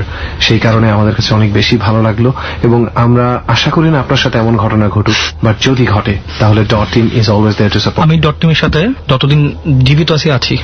Fantastic, thank you very much. ধন্যবাদ সবাইকে। দুঃখিত হয়তো একটু দ্রুত বলে ফেলার জন্য। আসলে এখানে দুঃখিত চিন্তিত হওয়ার কিছু নেই, কারণ আপনার এই ঘটনা শুনে অনেকেরই আই থিঙ্ক অনেক ঘটনা মনে পড়ে গেছে, এবং কম বেশি অনেকের লাইফে হয়তো এই ধরনের কিছু এক্সপিরিয়েন্স আছে, পড়তেই পারে। কারণ হচ্ছে ভয়ের ঘটনা কিন্তু এভাবেই মনে পড়ে, একটা একটার সাথে কানেক্টেড হয়। রাইট। এবং আমার কিছু এক্সপিরিয়েন্স ছিল যেটা আমি অলরেডি আগেই ডরে শেয়ার করে ফেলেছি, এবং আজকে আপনার এই ঘটনা শোনার পর আমার একটা ঘটনার কথা মনে পড়েছে, যেটা হচ্ছে আমার নিজের এক্সপিরিয়েন্স না, এটা হচ্ছে আমি সেই ইন্টারনেট থেকে একবার অনেক ঘাটাঘাটির সময় হঠাৎ চোখে পড়ে গিয়েছিল। সেটা হচ্ছে শুধু যে ইউরোপের মধ্যে অনেকগুলো দেশেই কিন্তু এই ধরনের ঘটনা আছে। রোমের একটা ঘটনা অনেক আগে বলেছিলাম ডরে, তো কিছুদিন আগে আমি যেটা জানতে পেরেছি সুইডেনে একটা ঘটনা আছে, যেটা হচ্ছে এরকমই বাড়ি নিয়ে একটা ঘটনা। তো এটা হচ্ছে পোক ভেন্টার বা কোন ধরনের ওদের এক্সেন্টে কিছু একটা, ওই গ্রামটার নাম আর কি। এটা হচ্ছে নর্থ সুইডেনের দিকে পড়েছে। তো এই বাড়িটা হচ্ছে সুইডেনের মধ্যে মানে যতগুলো হন্টেড হাউস আছে তার মধ্যে অন্যতম একটা হন্টেড হাউস সুইডেনের ওই বাড়িটা। সো ওই ঘটনাটাই আর কি মনে পড়ে গেল। তো ঘটনাটা হচ্ছে এরকম, ওই বাড়িটা তৈরি হয়েছিল 1876 সালের দিকে, এবং তৈরি হওয়ার পর মোটামুটি বেশ ভালোভাবে ইমার্জন থাকছিল, এবং বাড়িটার একটু বর্ণনা দিই। এটা হচ্ছে একটা দোতলা বাড়ি ছিল, এবং ওখানকার বাড়িগুলো পুরোপুরি কিন্তু ইটের তৈরি না, মানে অনেকটা কাঠের স্ট্রাকচারের মতো। একটু আগে যে রনি ভাই যেটা বলছিল যে ফ্লোর গুলা হচ্ছে কাঠের ছিল, তো এবং এটা ছিল অনেকটা গ্রাম, এবং আশেপাশে তেমন কোনো বাড়িঘর নেই, আশেপাশে ঘন জঙ্গল, পাশে একটা লেক আছে, এরকম একটা পরিবেশ, খুব শান্তশিষ্ট একটা পরিবেশ। বাড়িটা দেখলে যে কেউ প্রেমে পড়ে যাবে, বাড়িটা এত সুন্দর দেখতে। তো মানে মূল ঘটনা বাড়িটাতে শুরু হয় 1927 সালের পর থেকে। কিরকম ঘটনাটা শুরু ওই বাড়িতে যারা বাসিন্দারা থাকতে থাকে তাদের হচ্ছে দেখা গেছে যে এরপরে ওরা বাড়ির মধ্যে বিভিন্ন ধরনের অ্যাক্টিভিটিস টের পাচ্ছে, যেটা এতদিন কেউ লক্ষ্য করেনি বিষয়টা। দেখা গেছে যে কেউ লনের মধ্যে দাঁড়িয়ে আছে, যেটা থাকার কথা না, এবং ওরা মানে যে দেখার চেষ্টা করেছে কেউ কিনা, কিন্তু না, এবং দেখে পোশাক আশাক সবকিছু মিলিয়ে মনে হয়েছে যে এখানকার কেউ হবে না। রাতের বেলা যখন ওরা ঘুমিয়ে থাকতো তো মনে হতো যে ওদের বাড়ির আশেপাশে কোনো কিছু একটা মানে জিনিস হাঁটছে, ঘুরছে, মানে ঘুরে বেড়াচ্ছে। মাঝে মাঝে ওরা সেটা রুমের ভেতরেও শব্দ পেত, এরকম অবস্থা হয়। তো এরকম বহু ঘটনা ঘটতে থাকে আর কি। তো একটা ঘটনা খুব রিমার্কেবল একটা ঘটনা আছে, সেটা হচ্ছে যে ওই বাড়িটাতে একবার একটা অনুষ্ঠান হয়েছিল। তো অনুষ্ঠানের সময় তো অনেক মানুষজন আসে, তো একজন গেস্টকে এটার ড্রয়িং রুমে থাকতে দেওয়া হয়েছিল। ড্রয়িং রুমটা নিচতলায়, খুব সম্ভবত পশ্চিম পাশে ছিল বাড়িটা। তো ওই ড্রয়িং রুমে যখন সে একা ছিল, তো ঘুমিয়ে আছে মানে মাঝরাতের দিকে হয়তো, তো তখন হঠাৎ করে মানে বাইরে তো লাইট আছে, তো আবছা একটা আলো কিন্তু ঘরের মধ্যে তো কিছুটা বোঝা যায়। ওর মনে হলো যে কিছু মানুষ মনে বসে আছে সামনে সোফাটাতে, মনে হয় কিছু বসে আছে। তো একটু ভালো করে দেখার পর তার আসলেই মনে হলো কেউ হয়তো বসে আছে। তো তার পাশেই বেড সুইচ ছিল, সাথে সাথে লাইটটা জ্বালাইছে। লাইট জ্বালানোর পর সেটা দেখলো যে আসলেই 3 জন মানুষ ওখানে বসে আছে এবং তার দিকে তাকিয়ে আছে, এক দৃষ্টিতে তার দিকে তাকিয়ে আছে। এবং যারা এই মানে ইনভাইটেড গেস্ট না, এখানে মানে এই ঘরের বাসিন্দা না, পুরা হচ্ছে সম্পূর্ণ ভিন্ন প্রকৃতি। এবং সবচেয়ে বড় কথা হচ্ছে সে যখনই চিৎকার করছে এটা দেখে চোখের পলকের মধ্যে ভ্যানিশ হয়ে গেছে। এরপর থেকে হচ্ছে, কিন্তু এটা কি দেখতে ভয়ঙ্কর টাইপের কিছু ছিল না, দেখতে ভয়ঙ্কর টাইপের ছিল না, জাস্ট হিউম্যান বিংস। কিন্তু মানে কিছু চেহারা আছে না, দেখলে একটু অদ্ভুত মনে হয়, ভয়ঙ্কর না বাট একটু প্রাণহীন মনে হয়, এরকম আর কি একটা মনে হয়েছিল ঘটনা। তারপর থেকে এরকম আরো অনেক ইনসিডেন্ট ঘটতে থাকে। একটা সময় পরে এখানে আর কেউ থাকা ছেড়ে দেয়, এই বাড়িটা সম্পূর্ণ মানে ফাঁকা হয়ে যায়। তো আরো প্রায় অনেক বছর পরে, প্রায় 40-50 বছর বা 60 বছর পর থেকে বাড়িটাতে আবার মানে থাকা শুরু করছে না, এটা হচ্ছে একটা রেস্টুরেন্ট হিসেবে নেওয়া হয়েছে এবং একটা আবাসিক হোটেল হিসেবে কেউ যদি যায়, অনেক সময় রিল্যাক্স করতে চায়, সেক্ষেত্রে যেতে পারে। তো এরকম ভাড়া দেওয়া হচ্ছে, এখনো সেটা তাই হচ্ছে। একটা অদ্ভুত ঘটনা হচ্ছে কি, তুই জানিস, শুনলে অবাক হবি, এই বাড়িটাতে কেউ যদি এক রাত থাকে, ওই যে রেস্টুরেন্টের বা হোটেলের কর্তৃপক্ষ আছে তাকে সার্টিফিকেট দেওয়া হয়, কারণ সে যথেষ্ট সাহসী এই বাড়িটাতে এক রাত থাকতে পেরেছে, দ্যাটস ওয়াই তাকে সার্টিফিকেট দেওয়া হয়। চিন্তা করা যায়, মানে তুই একটা বাড়িতে হোটেলে থাকার জন্য সার্টিফিকেট পাচ্ছিস, তার মানে কি পরিমাণ ভয়ঙ্কর এখানে থাকাটা।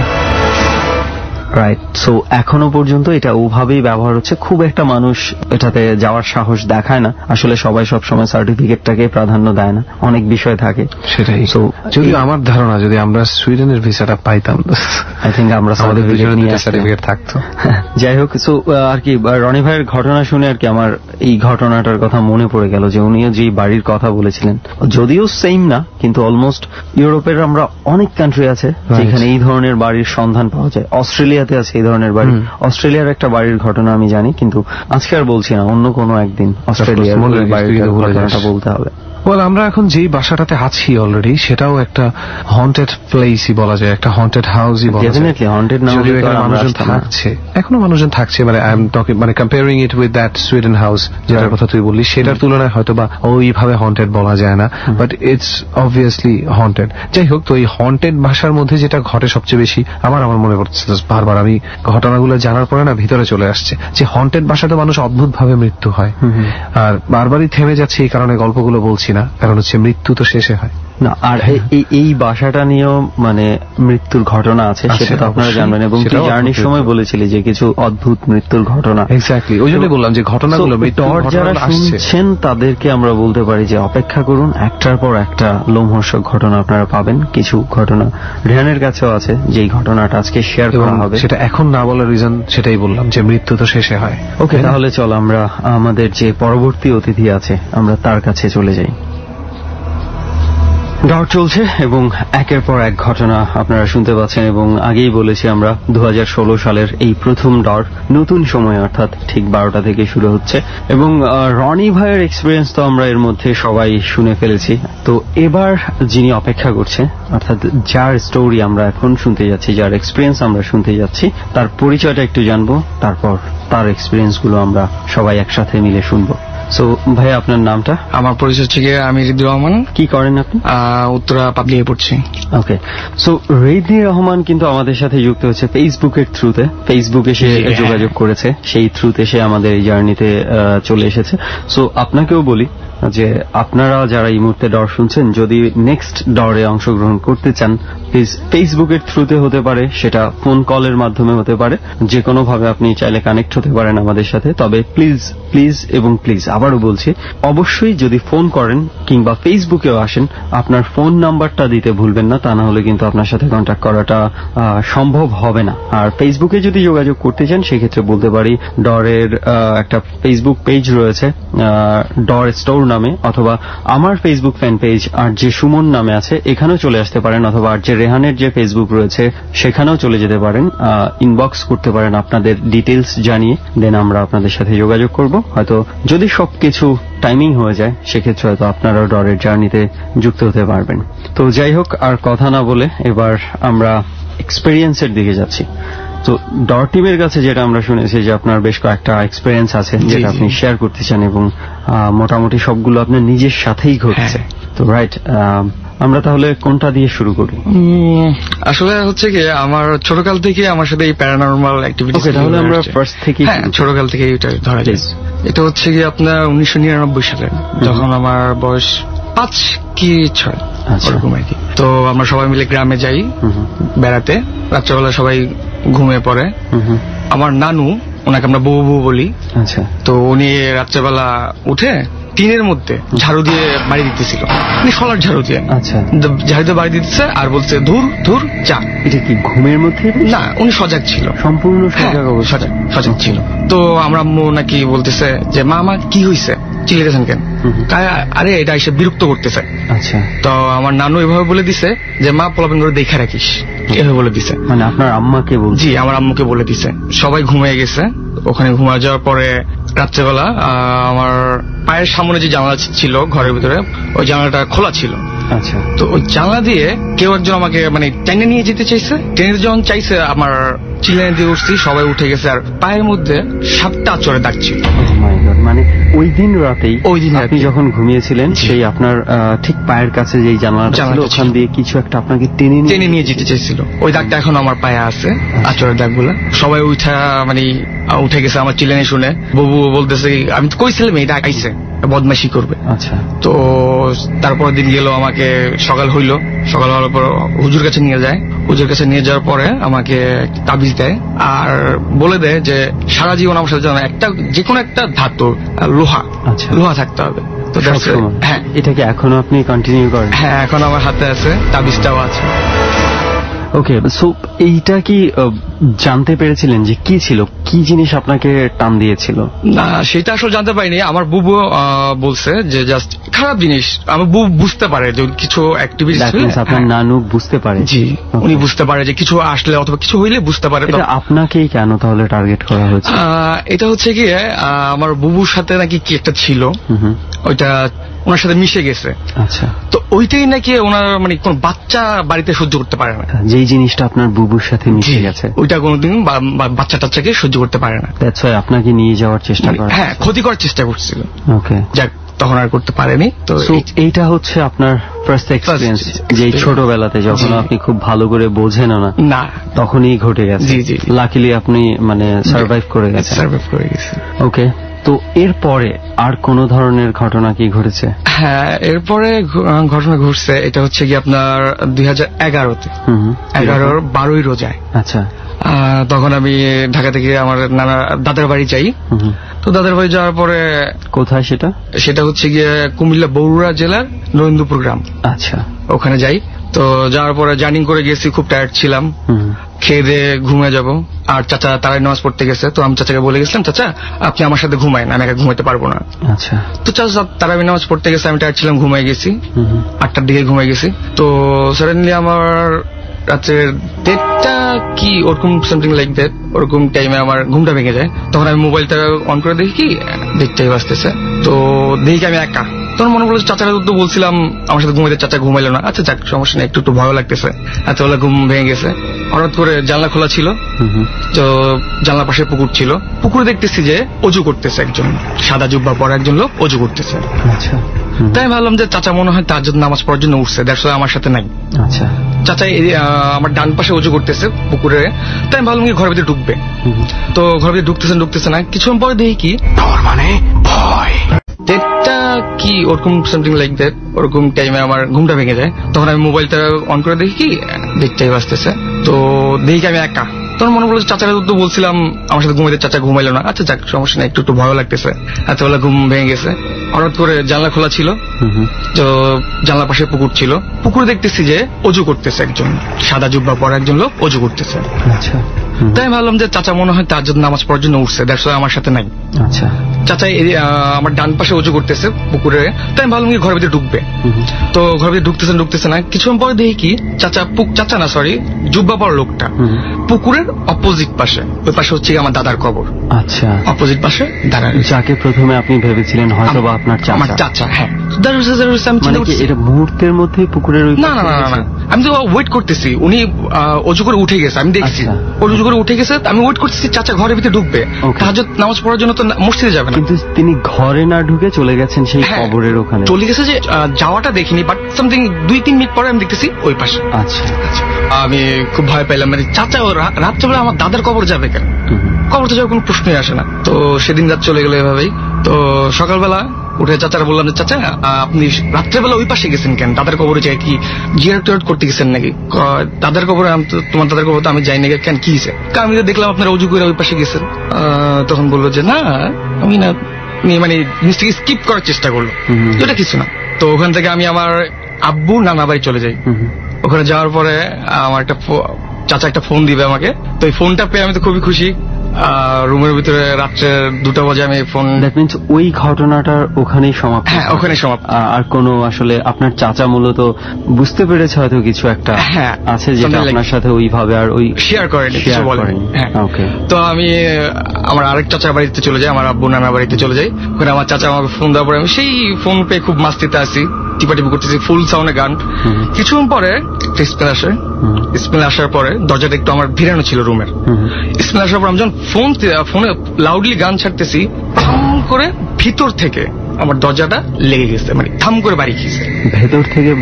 মানে হচ্ছে আপনি ঘরের ভেতরে আছেন, মনে হচ্ছে কেউ ঘরের ভেতর, আমি যদি ঘরের ভিতর থেকে দরজাটা যদি ধাক্কা মারি না যেরকম হবে ঠিক ওরকমই হয়েছে। বাট যদি বাতাস আসতো, বাতাস আসলে তো এটা খুলে যেত, খুলে নাই। এবং ঘরে তো আর কেউ ছিল না। রনি ভাইও তখন বলছিল যে রাইট, রনি ভাই ওরকম একটা, হ্যাঁ টয়লেটের মধ্যে ওরকম হয়েছিল, ওরকম সেম কাহিনী হয়েছে। তো সবাই উঠলো, কি হয়েছে, তাই আমি বললাম যে বুঝতে পারলাম না, এটা ভিতর থেকে লাগছে। ভিতর থেকে না, ওনারা বলতেছে তো ভিতর থেকে হয় না, বোধ হয় বাতাস আসছে না কিছু একটা সামথিং। আচ্ছা, ওটা ওখানে চলে গেল। তারপর আমার আব্বু নানা বাড়ি থেকে আমি আমার নানার বাড়ি যাই, সেটা হচ্ছে গিয়ে কুমিল্লা মুজফ্ফরগঞ্জ পদুয়া। ওখানে যাই, সেম কাহিনী আমি ফেসবুকে টিউনিং করতেছি, চালাইতেছি। আর রাত্রেবেলা আমার এই পাশে হচ্ছে মামতো ভাই, এই পাশে হচ্ছে গিয়ে মামতো ভাই, 2 ভাই। তো সেদিন খুব বৃষ্টি হতেছিল, একটা লাইটের আলো আমার চোখে পড়তেছিল। তো পাতাটা যখন নড়ছে তখন আমার কনসেন্ট্রেটটা ওদিকে গেছে। তো ওখানে সেম কাহিনী দেখলাম যে একজন সাদা জুব্বা পরা, পাগড়ি, প্রায় 10 ফিটের মতো হবে, 10 ফিট কি বলতে লম্বা, অনেক লম্বা, আমি সেটা কাউন্ট করতে পারছি না। তো উনি সুন্দর মতো হেঁটে চলে যাচ্ছে। ওইটা দেখে তো আমি তখন আবার একদম নার্ভাস, তাড়াতাড়ি আপনি আপনার রুমের ভেতর থেকে দেখতে পাচ্ছেন? রুমের ভেতর থেকে জানলা দিয়ে। আমি তারপর শুয়ে গেলাম। তারপরের দিন আমি চাচার আবার ফোন দিলাম, চাচা এমন আব্বুর নানা বাড়িতে এই ঘটনা হয়েছে, আমার নানা বাড়িতে এই ঘটনা হয়েছে।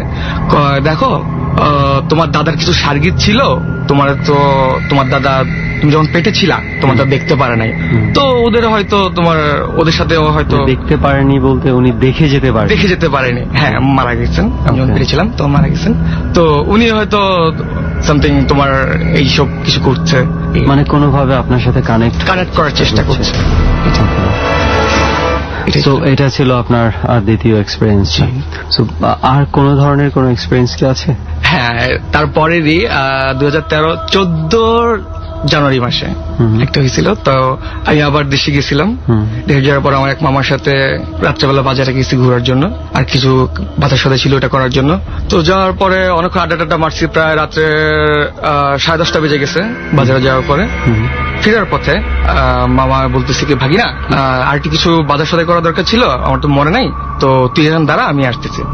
তো মামা বাজারে চলে যায়। তো আমি যথাযথ ফেসবুকে চালাইতেছি। তো 2 মিনিট পরে মামা দেখি কি বাইওয়ে রোড দিয়ে, স্কুলের রোড দিয়ে শ্মশানের সামনে এসে দাঁড়ায় আমাকে ডাক দিতেছে। সামনে যাবো তো আমি, তো সামনে থেকে ডাক দিতেছে যে আপনার মামা তার আগেই সামনে চলে গেছে অন্য রোড দিয়ে, বাইরে রোড দিয়ে। তো ওখানে যাওয়ার পর আচ্ছা মামা নিছেন সদাই, কয় না নেই। আচ্ছা ঠিক আছে। আমি আগে সামনে হাঁটতেছি আর গান শুনতেছি আর ফেসবুক চালাইতেছি।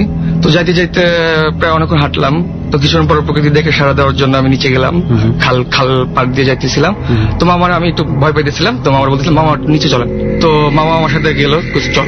নিচে যাওয়ার পর আমি কাজ সেরে উঠতেছি, পিছনে আমার ধাপ করে একটা থাবড় দিল। জি। তো আমি একদম চমকে যখন পিছনে তাকাই, দেখতে পাই যে ধবল রোগী যেমন কুষ্ঠ রোগীর মুখ সাদা ফ্যাকাশে হয়ে যায়। তো ওইটা দেখে আমার চোখগুলো খুব বড় বড় ছিল, মানে বের হয়ে যাবে, এখনই বের হয়ে যাবে এরকম টাইপের। আর ধবল রোগী যে এত বিশ্রী যে মানে বলার মতো না। তো তখন আমি ভয়ে আতঙ্কে হাউমা করে কাঁদতেছিলাম। অনেকে আছে না ফিট হয়ে যায়, আমি হাউমা করে কাঁদতেছিলাম। কিন্তু ওটা তো আপনার মামা ছিল, কিন্তু আপনি ঘুরে দেখছেন যে আপনার মামারই এই অবস্থা। আমি তখন মানে মাথায় খেলতেছিল না যে কি চিন্তা করবো, আমি কিছু চিন্তা করতে পারছি না, কি ঘটনা কি, এমনি আমি ভয় পেতেছিলাম। তো তখন এটা দেখে তো আমি ওখানেই মানে কাতরানো শুরু, ওখানেই পড়ে গেছি। তো কিছুক্ষণ পর আমি ফিট হই নাই, তখনও আমার সেন্স আছে। তো কিছুক্ষণ পর আমার মামা আসছে। মামা আবার ব্যাক তো করতেছিল বাজার থেকে। তো মামা আসার পরে মামা আমাকে দেখছে, দেখার পরে ওখানে তো আমাকে আর একা তো নিয়ে যাওয়া সম্ভব না। তো আমার ভাইয়া আর আব্বুকে ফোন দিছে, আমার ভাইয়া আর আব্বু আসছে। আসার পরে আমাকে বাড়িতে নিয়ে গেছে। সকালবেলা আমার যথাযথ জ্ঞান আসে, তখন বললো তারা যে আমি রাত্রেবেলাও নাকি উঠে বমি করছি, মানে হাউমা করে কাঁপতেইছি, বাট আমার কিছু মনে নেই। সকালবেলা সবকিছু ঘটনা খুলে বললাম যে মামা আমাকে বলছে যে তুই দাঁড়া, আমি নিয়ে আসতেছি বাজারটা। তো সামনে শ্মশানের দিক দিয়ে দেখি কি মামা আমাকে ডাক দিতেছে। মামা আসছে, মামা আরেক পাশে থাকে। তো মামা আয়সা বলছে তোরা দাঁড়া করে গেলাম এই জায়গায়, তুই একা একা চলে গেছিস কেন? আমি তো তোর লাগে জায়গায় 5 মিনিট ধরে ওয়েট করতেছিলাম, ভাবলাম যে তুই কোন জায়গায় প্রস্রাব করতে গেছিস নাকি, কিছু জায়গায় গেছিস নাকি। তো আমি বললাম যে না মামা, আপনি আমারে শ্মশানের দিক দিয়ে উঠা আপনি বলছেন যে কিছু পান নাই, চল আপনার সাথে আমি গেছি। তো না, আমি তো ছিলাম না। ও মাই গড, মানে আমি তো মানে কি বলবো, নিঃসন্দেহে এটা একটা খুব ভয়ঙ্কর একটা এক্সপিরিয়েন্স। ভাইয়া বিশেষ করবেন না, আমার এখনো মানে মনে পড়লে ইয়াটা খুব ভয় লাগে। যে ন্যাচারাল, খুব ন্যাচারাল একটা চেহারা ছিল যে খুবই, নিশ্চয়ই চোখ বুঝলে এখনো মাঝে মাঝে সেই চেহারাটা অবশ্যই আসলে হচ্ছে। এটা অন্য যারা শুনছে আমি জানি না কতটুকু ইমাজিন করতে পারছে। আমরা যেটা দেখতে পাচ্ছি যে মানে আপনি কিভাবে ইমাজিন করছেন এবং ওই সময়ের আপনার পরিস্থিতিটা কি, আপনাকে সেটা দেখে কিছুটা হলেও আমরা আজ করতে পারছি। আর সবচেয়ে বড় ঘটনা কি, এই ধরনের ঘটনাগুলোর সম্মুখীন যারা হয় তারাই আসলে বুঝতে পারে যে আসলে ওই মুহূর্তের অনুভূতিটা কত ভয়ঙ্কর হতে পারে। এক্স্যাক্টলি, এটাই হচ্ছে ফ্যাক্টর, যে যার সাথে হয় সে বুঝতে পারে। বাট অনেক সময় দেখা যায় কি, যেমন আমি বারবার তো বলতেছি যে আমি কিছু ঘটনা বলবো, একটা ঘটনা তো এখন বলি, একটা মৃত্যুর ঘটনা। রাইট, এটার জন্য কিন্তু আমি নিজেও অপেক্ষা করতেছি। আই নো, আমারও বলতে ইচ্ছে করতেছে, যারা শুনতেছে তারাও অপেক্ষায় আছে। রাইট, এই ঘটনাটা আমি অনেকগুলো ঘটনার মধ্যে এটা একটা। ছেলেটার নাম হচ্ছে কেনরিক জনসন, মাত্র 17 বছর বয়স ছেলেটার। 2013 ছেলেটা মারা যায়। আর ওকে পাওয়া যায় কোথায় আমি তোকে বলি, ও জিম করতো, ওইখানে অনেক ছেলে একসাথে স্কুলে, তো ওদের জিমের কিছু সিস্টেম আছে আর কি, একটা কার্টিন মতন আছে যেটা নামিয়ে দিয়ে তার অপোজিটে এক্সারসাইজ করে তারা, ঠিক আছে? সেটা আয়নার মতন ইউজ হয়, মাঝে মাঝে সেটা স্ট্যান্ড হিসেবে ইউজ হয়, সেটা আবার রোল আপ করে অনেকটা দোকানের শাটারের মতন উপরে উঠে যায়, আবার টান দিলে নিচে নামে, এই ধরনের। কিন্তু ওটা খুব হেভি মেটাল দিয়ে বানানো আর কি। তো ছেলেটাকে হচ্ছে এটার ভিতরে রোলড আপ অবস্থায় পাওয়া যায়।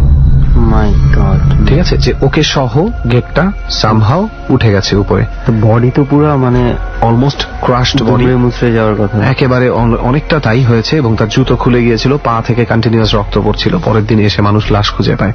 তো প্রথমে ফার্স্ট রিপোর্ট, অটোপসি রিপোর্ট, বা আমরা যদি বলি কি যেন বলতে সেটাকে বাংলায়, ময়না তদন্ত যেটা করে, হ্যাঁ, ওই তদন্তের প্রথম রিপোর্ট অনুযায়ী সেটা ছিল হচ্ছে যে না, ছেলেটা কোনো একটা কিছু করতে গিয়েছিল, তার জুতা আটকে গিয়েছিল বা জুতা আনতে গিয়ে সে আটকে গিয়েছিল এটার সাথে, এবং এটা শাট করে উপরে উঠে যায়। প্রথমবার এটা বলা হয়, কিন্তু এই ঘটনাটা কোনোভাবেই তার বাবা মা মেনে নেয়নি। তার বাবা মার কথা হচ্ছে যে আমার ছেলের এরকম এভাবে হওয়ার কথা না, ইটস সামথিং ডিফারেন্ট, অন্য কোনো ঘটনা ঘটছে, প্লিজ আপনারা আবার তদন্ত করেন। এভাবে বলতে বলতে বলতে বলতে প্রায় অনেক দিন পরে 6-7 মাস না, সরি ভুল বললাম আমি, 6-7 দিন পর্যন্ত তারা আপিল করে যায়, এবং 15 ডেজ পরে আবার কোর্ট রাজি হয় যে ওকে ফাইন, আপনারা আরেকটা অটোপসি করাতে পারেন। তখন আবার লাশ উত্তোলন করা হয়। দ্য মিস্ট্রি ইজ, মানে ঘটনাটাকে প্রথমবারই খুব সন্দেহের চোখে দেখেছিল পুলিশ, কারণ এভাবে র্যাপড আপ হয়ে যাওয়ার কথা না কেউ।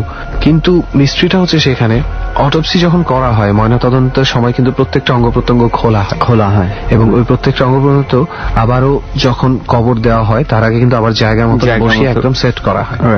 তো ওটা ওইভাবে সেট করে রাখা হয়েছিল। 13 দিন পরে যখন লাশটা উঠানো হয় তখন বডি একদম কমপ্লিটলি ফাইন, যেভাবে সেলাই করে দেওয়া হয়েছিল সেভাবেই আগের অবস্থায় ছিল। শুধুমাত্র ব্রেইন, হার্ট, লাংস, লিভার, এই জায়গাগুলোতে নিউজ পেপার, হ্যাঁ নিউজ পেপার সেটা দেওয়া, কবর খোঁড়া হয়নি, কোনো প্রমাণ নেই যে কবর খোঁড়া হয়েছে।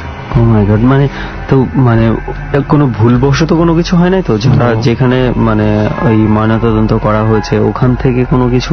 নো, প্রথমবারও পুলিশ করেছে, পুলিশের প্রেজেন্সে, দ্বিতীয়বারও পুলিশের প্রেজেন্সে।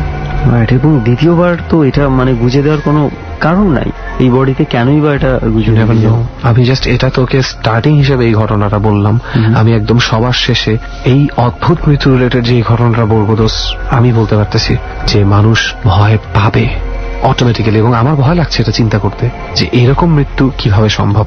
আসলেই মানে রহস্য, মানে পুরো রহস্য, কারণ এই যে ছেলেটা মারা গেছে সে রেগুলার জিমে যেত এবং সে 100% ফিট ছিল। এভাবে পড়ে গিয়ে একটা জিনিসের সাথে র্যাপ আপ হয়ে যাবে, কোন রকম প্রোটেকশন সে নিজেকে দিতে পারবে না, এরকম সম্ভব না। এই কারণেই প্রথম পুলিশ রিপোর্টে বলা হয় যে হি অ্যাকচুয়ালি ট্রাইড টু সুইসাইড, বোধহয় সে আত্মহত্যা করতে চেয়েছে বলে ইচ্ছা করে নিজেকে এখানে পেঁচিয়েছে।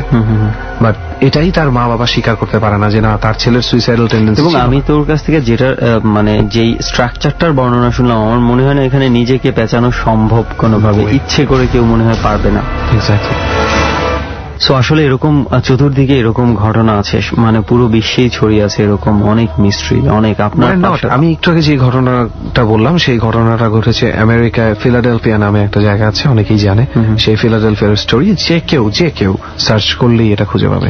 আসলে কি রেহান, আরেকটা বিষয় হচ্ছে যে ভয় যদি আপনি খুঁজতে চান, এরকম বড় ঘটনারও দরকার নেই, এমন মিস্ট্রি কিন্তু আপনার আশেপাশেও থাকতে পারে। আপনি হয়তো, সরি টু ইন্টারাপ্ট, মানে আমি যেই কারণে এই কথাটা বলা শুরু করলাম, তোরা একটা খুব সুন্দর কথা বলছিলি যে যার সাথে হয় সেই বোঝে। হ্যাঁ, সো এটা আমি এই সময় এই গল্পটা মনে পড়ার কারণটা হচ্ছে এটা যে ওই ছেলেটা কিন্তু জানে ওর সাথে কি হয়েছে, বাকিরা বাইরে থেকে অনেক রকম গেস করছে, কেউ ভয় পাচ্ছে, বাট আলটিমেট হরর যার সাথে ঘটে সে আসলে বলার জন্য বাইচা থাকে না।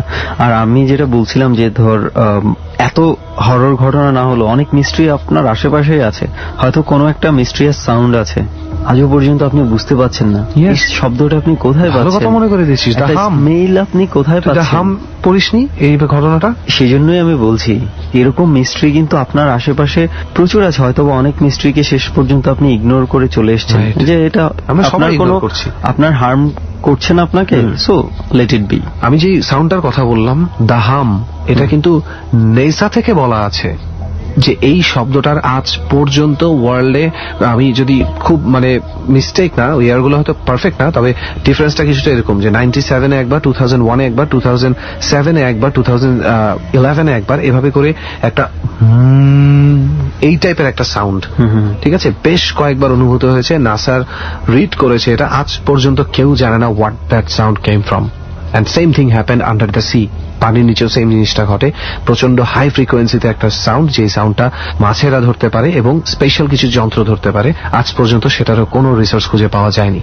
সো বুঝতেই পারছেন যে আসলে কত আপনার চারপাশে মানে কত কিছু ছড়িয়ে আছে। তো যাই হোক, আমরা এই ঘটনাগুলোতে না পেঁচাই, আমরা পরবর্তী ঘটনার দিকে চলে যাব। তার আগে রেহান, আমরা একটা বলেছিলাম যে আমরা গত বছরের যে লাস্ট এপিসোড ছিল সেটাতে বলেছিলাম যে আমরা নতুন বছর থেকে আপনাদের কিছু SMS নিয়ে আমরা মানে উত্তর দিতে চাই, কিছু কিছু SMS। সো আমরা দেখলাম যে আসলে দরজা আপনারা শুনছেন এবং এই ঘটনাগুলোর পেছনে যে আপনারা লজিক খুঁজছেন, এটা দেখে আমাদেরও বেশ ভালো লেগেছে। যেমন ফেসবুকে কিন্তু একজন একটা মন্তব্য করেছে, মানে গত পর্বে যখন আমাদের পর্বটা আমরা সেই বগুড়া থেকে ধারণ করেছিলাম এবং এখানে একটা কুয়ার একটা ঘটনা ছিল, তো একটা বিষয় মিস্ট্রি ছিল সেখানে, যেমন একটা লাশ কিন্তু খুঁজেই পাওয়া যায়। আমরা লজিক দিয়ে খোঁজার চেষ্টা করেছিলাম, রাইট? তো দেখলাম যে অনেকে, একজন আমাদের সাথে সেও তার একটা লজিক দাঁড় করিয়েছে, তার নাম হচ্ছে ইমরান ফরিদ নামে, সে ফেসবুকে আছে। সে লিখেছে যে লাশটা হয়তো পচে গেছে বা নিচে কোনো কিছুর সঙ্গে মাটি চাপা পড়ে গেছে, তাই হয়তো ভাসেনি। দ্বিতীয় পয়েন্টটাকে আমরা এটা নিয়ে ডিসকাস করেছি অলরেডি গত পর্বে, রাইট? আমরাই বলেছিলাম যে কোথাও আটকে যেতে পারে, আটকে গেছে, কিন্তু মানে সত্যেন সেটা তার মতো করে ক্ল্যারিফাই করেছিল। এখন ঘটনা হচ্ছে আপনি বলছেন যে পচে গেছে, একদিনের মধ্যে তো লাশ পচে যাওয়ার কথা না।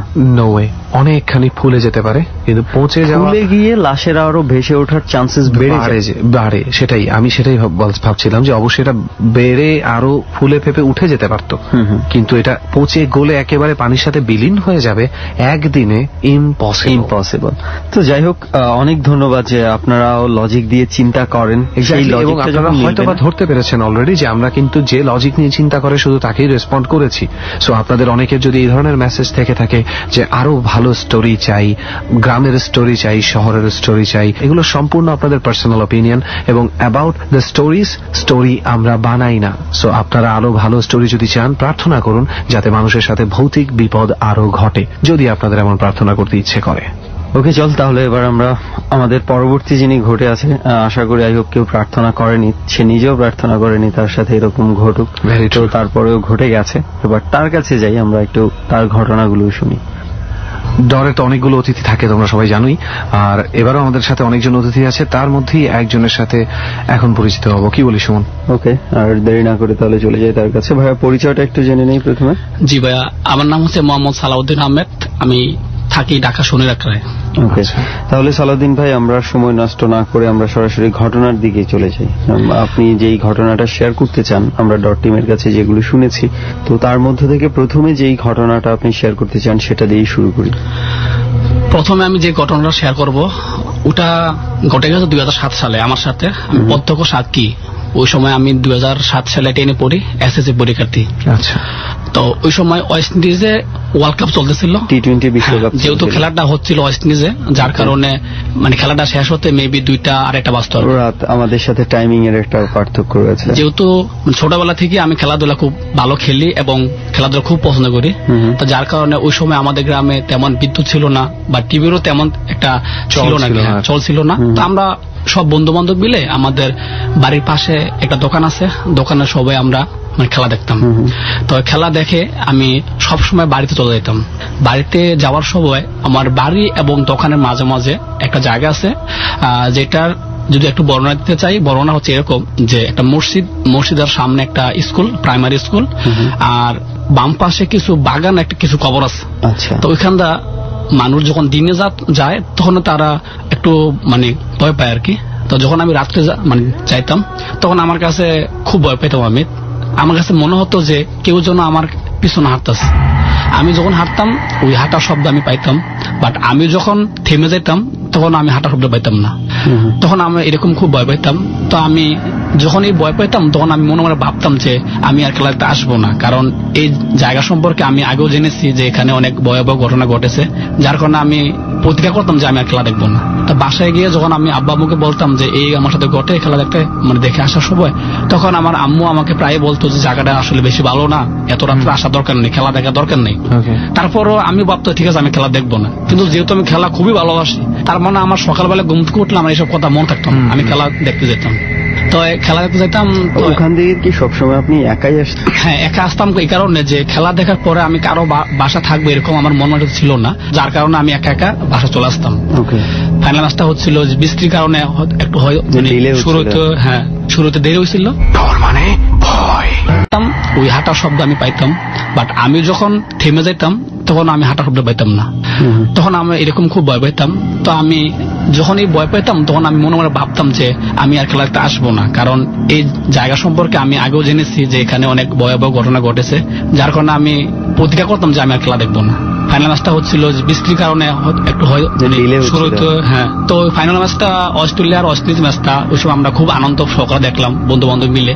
তো যখন ম্যাচটা শেষ করলাম সময় প্রায় 3টা সাড়ে 3টা বাজে।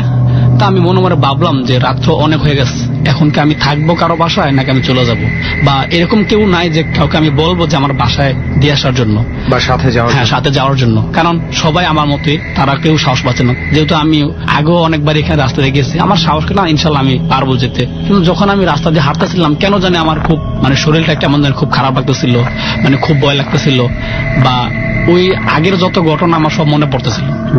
তো যখন ওই রাস্তার যে মেইন কেন্দ্রবিন্দু ওখানে পাশে আমি আসলাম, আসার পরে দেখতে পারলাম যে মসজিদের ভিতরে মানে কেউ যেন নামাজ পড়তেছে, মানে এরকম বুঝতে পারছি আমি।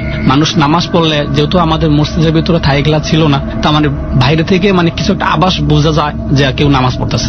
তা আমি ভাবতেছিলাম যেহেতু 3:30 বাজে হয়তো বা হুজুর ফজর আজান দিতে উঠছে, হয়তো বা সে তাই যত নামাজ পড়তেছে এরকম আর কি। তো আমি যখন মসজিদটা একটু অতিক্রম করে একটু সামনে গেলাম, যেহেতু আমি বলতাম যে একটা জঙ্গল আছে, তো আমি দেখলাম যে আমাকে দেখে কেউ একটা মানে কিছু একটা মানুষের মতো যে রাস্তা থেকে জঙ্গলের দিকে ছুটে গেল। তো আমি খুব ভয় পাইলাম যে কেউ যদি তার যত নামাজ পড়তে আসতো তখন তো সে আমাকে দেখে মানে লুকানোর কথা, হ্যাঁ ভয় পাওয়ার কথা না, সে তো মসজিদের দিকে আসতো। তখন দেখলাম যে সে ভিতরে চলে গেছে, মানে ভিতরে ওই সময় যেহেতু বেশি একটা আলো ছিল না, কিন্তু আমি স্পষ্ট না বুঝলেও বুঝতে পারছি কেউ এখানে একটা দাঁড়িয়ে আছে, এটা আমি বুঝতে পারতেছি। তো বুঝতে পারার পরে আমি যখন দেখলাম সে দাঁড়িয়ে আছে, তখন আমি পিছনে মানে দিলাম একটা দৌড়, পিছনে দৌড় দিলাম এই কারণে, তখন আমার মাথায় আসলো যে মসজিদের ভিতরে যেটা দেখলাম ওইটা কি মানুষ কিনা, আমার একটা সন্দেহ আসলো। প্রথম ভাবছি আমি মানুষ, কারণ যেহেতু দেখলাম যে মানুষ আকৃতি ভিতরে জঙ্গলে দৌড় দিল, আর সে মানুষ যদি হতো তাহলে তো দৌড় দিত ওরা, এরকম আমি খুব ভয় পেলাম। এবং ভয় পাওয়ার সাথে আমার অতীতের সব ঘটনা মনে পড়ে গেল। আমি দিলাম দৌড়, আমি যদি সামনে দৌড় দিই তাহলে আমার বাসায় মানে আমি চলে আসতে পারি, বাট আমি সামনে দৌড় না দিয়ে আমি বুলেট দৌড় দিচ্ছি পিছন দিকে, যেদিকে আমি আসতেছিলাম। তো পিছনের দিকে অনেক দূর যাওয়ার পরে আমি হাঁপিয়ে গেলাম, মানে দাঁড়ায় আছে। এখন আমি ভাবতেছিলাম যে বাসায় কিভাবে যাব, বা আমি এখন কি করব, কারো বাসায় নক করবো। আবার ভাবলাম না, কারো বাসায় তো নক করা ঠিক হবে না, কারণ রাত্র 3টা সাড়ে 3টা, এখন মানুষ কি না কি ভাববে। তা আমি একটু রাস্তার পাশে দাঁড়া ভাবছি কি করা যায়। তখন দেখলাম যে দূর থেকে আমি যে দিক থেকে আসছিলাম ওই দিক থেকে একজন লোকের মতো কেউ আসতেছে। তখন আমার সন্দেহটা আরো বেড়ে গেল, কারণ কিছুক্ষণ আগে দেখলাম যে একজন লোক আমাকে দেখে জঙ্গলে পালাইলো, এখন কি ওই লোকের মতো কিছু নাকি মানুষ? তা আমি একটু আড়াল হলাম যে দেখবো আসলে কি মানুষ নাকি অন্য কিছু। তো যখন আমি পাশে দাঁড়ায় আছি, লোকটা যখন আমার কাছাকাছি আসলো, তখন আমি দেখতে পাইলাম যে আমাদের গ্রামের পাশে গ্রামে এক লোক, আমার বড় ভাই, যাকে আমি ভালোভাবে না ছিল যে মুখের এভাবে চিনি আর কি, মুখ চেনা চিনি যে সে আমার বড় ভাই। তখন সে আমাকে বললো তুমি এখানে কি করতেছো? তো তাকে আমি পুরো ঘটনা বললাম যে আমি খেলা দেখার জন্য আসছিলাম, এখন তো আমি বাসা যাইতে ভয় পাইতেছিলাম, এই জন্য এখানে দাঁড়ায় আছি। তো উনি আমাকে বললো তাহলে আসো আমার সাথে, আমি তোমাকে বাসা দিয়ে আসি, কারণ যেহেতু আমি ওই রাস্তায় যাবো। আচ্ছা আচ্ছা। তখন আমার তার সাথে আমি বললাম যে ভাই আপনি কই গেছিলেন বা কোথা থেকে আসলেন, তার সাথে একটু কথা বলার চেষ্টা করলাম নিজের ভয়টা ভাঙানোর জন্য। কিন্তু দেখতে পাইলাম যে আমি কথা বলতেছি কিন্তু উনি আমার সাথে কথা বলতেছেন না, কোনো কথা বলতেছে না। তা আমি অনেকবারই ট্রাই করলাম, যখন দেখলাম যে আসলে আমি অনেক চেষ্টা করতেছি তার সাথে কথা বলার জন্য, সে আমার সাথে কোনো কথাই বলতেছে না। তো একসময় আমি থেমে গেলাম যে আমিও কথা বলবো না, কারণ উনি যেহেতু আমার সাথে কথা বলতে চাচ্ছে না, তা আমিও কথা বলবো না। তো ওই যেখানে ওনার সাথে দেখা, ওইখান থেকে আমার বাসায় যেতে মেবি 5 থেকে 7 মিনিটের রাস্তা। তা আমি তার সাথে হেঁটে হেঁটে বাড়িতে পাশে গেলাম। যখন আমার বাড়ির পাশে গেলাম, উনি আমাকে বললো ঠিক আছে এখন তুমি বাসায় যাও। তো এই কথাটা বলার পরে লাস্ট উনি আমাকে একটা কথা বলছে যে এই রাস্তাটা বেশি একটা ভালো না, তুমি কখনো এত রাত্রে এই রাস্তা দিয়ে। ওই লোকটা বলতেছে। লাস্টটাকে কি আপনি চেনেন? ওই লোকটাকে আমি জাস্ট চিনি এতটুকু যে তাকে মুখ একটু চিনি, তেমন যে ভালো চিনি তাও না, পাশের গ্রামে তার বাড়ি, এতটুকু আমি বুঝতে পারতেছি। হ্যাঁ, তখন সে আমাকে লাস্ট একটা কথাই বললো যে এই রাস্তাটা ভালো না, তুমি কখনো এত রাত্রে আইসো না। তা আমি ভাবলাম যে এতক্ষণ তার সাথে কথা বলার চেষ্টা করলাম, সে আমার সাথে কথা বলো না, বাট সে লাস্ট আমার সাথে একটা কথাই বলছে। তা আমি যেহেতু রাত বেশি, যেহেতু আমার দরজাটা আটকানো ছিল, আমি শুয়ে পড়লাম, রাত্রে কাউকে কিছু বললাম না।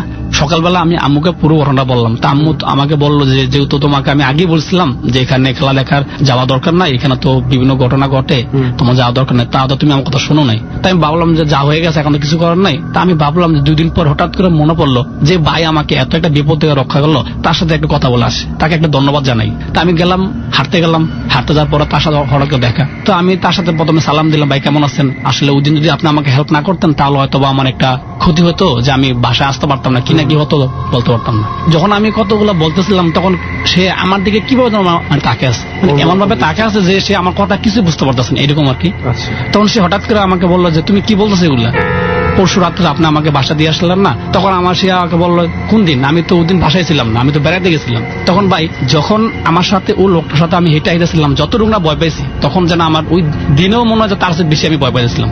বাসায় এসে আমি বললাম যে আম্মু এই ঘটনা তো লাস্ট উনি নাকি আমার সাথে ছিল না। আমাকে অনেকে বললো যে হয়তোবা তোমার বিপদে পড়ছো, যার কারণে কোনো ভালো জিনিস হয়তোবা তোমার বিপদ থেকে রক্ষা করছে, তা তুমি মিলাদ পড়াই দিও। তোমার আম্মু তারপরে বাড়িতে মিলাদ না পড়ায় এটা শেষ করে দেয়।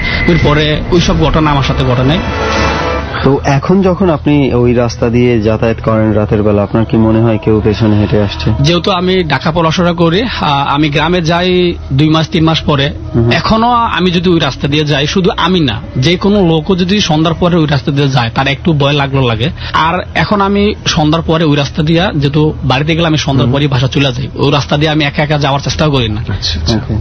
আসলে এই কথাটা রেহান কেন জিজ্ঞেস করলাম, এমন হয় মাঝে মাঝে কিছু কিছু জায়গা আছে যে এই ধরনের বিষয় যদি তোর মাথার মধ্যে ঘুরতে থাকে, তোর মনে হবে যে কিছু একটা হচ্ছে, আমার সাইডে কেউ হয়তো হেঁটে যাচ্ছে, আমার পেছনে হয়তো কেউ হাঁটছে। আমরা তো প্রথম অভিজ্ঞতাটা শুনলাম সালাউদ্দিন ভাইয়ের কাছ থেকে, এরকম একটা অভিজ্ঞতা আমরা আরো আছে বোধহয়, যতটুকু আমরা ডটিমের কাছে শুনেছি, তাই না? জি ভাইয়া।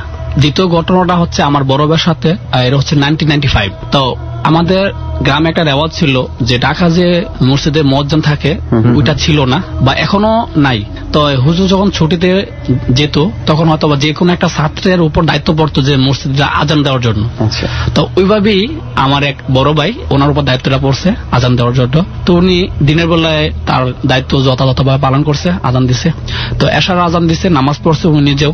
তারপর উনি ভাবলো যে এখন আমি যদি বাড়িতে চলে যাই আর যদি আমি ফজর নামাজ আজান দিতে না পারি তাহলে হুজুর কাছে আমার মার খেতে হইব, এরকম আর কি। তো যেহেতু আমার আজান দিতে আসতে হবে তাহলে আমি এখানে থেকে যাই। ওই সময় আমাদের যে হুজুরের জন্য যে একটা এক্সট্রা রুম, ওই রুমটার ব্যবস্থা ছিল না, বা হুজুরে মসজিদের পাশে একটা পাশে শুতো আর কি।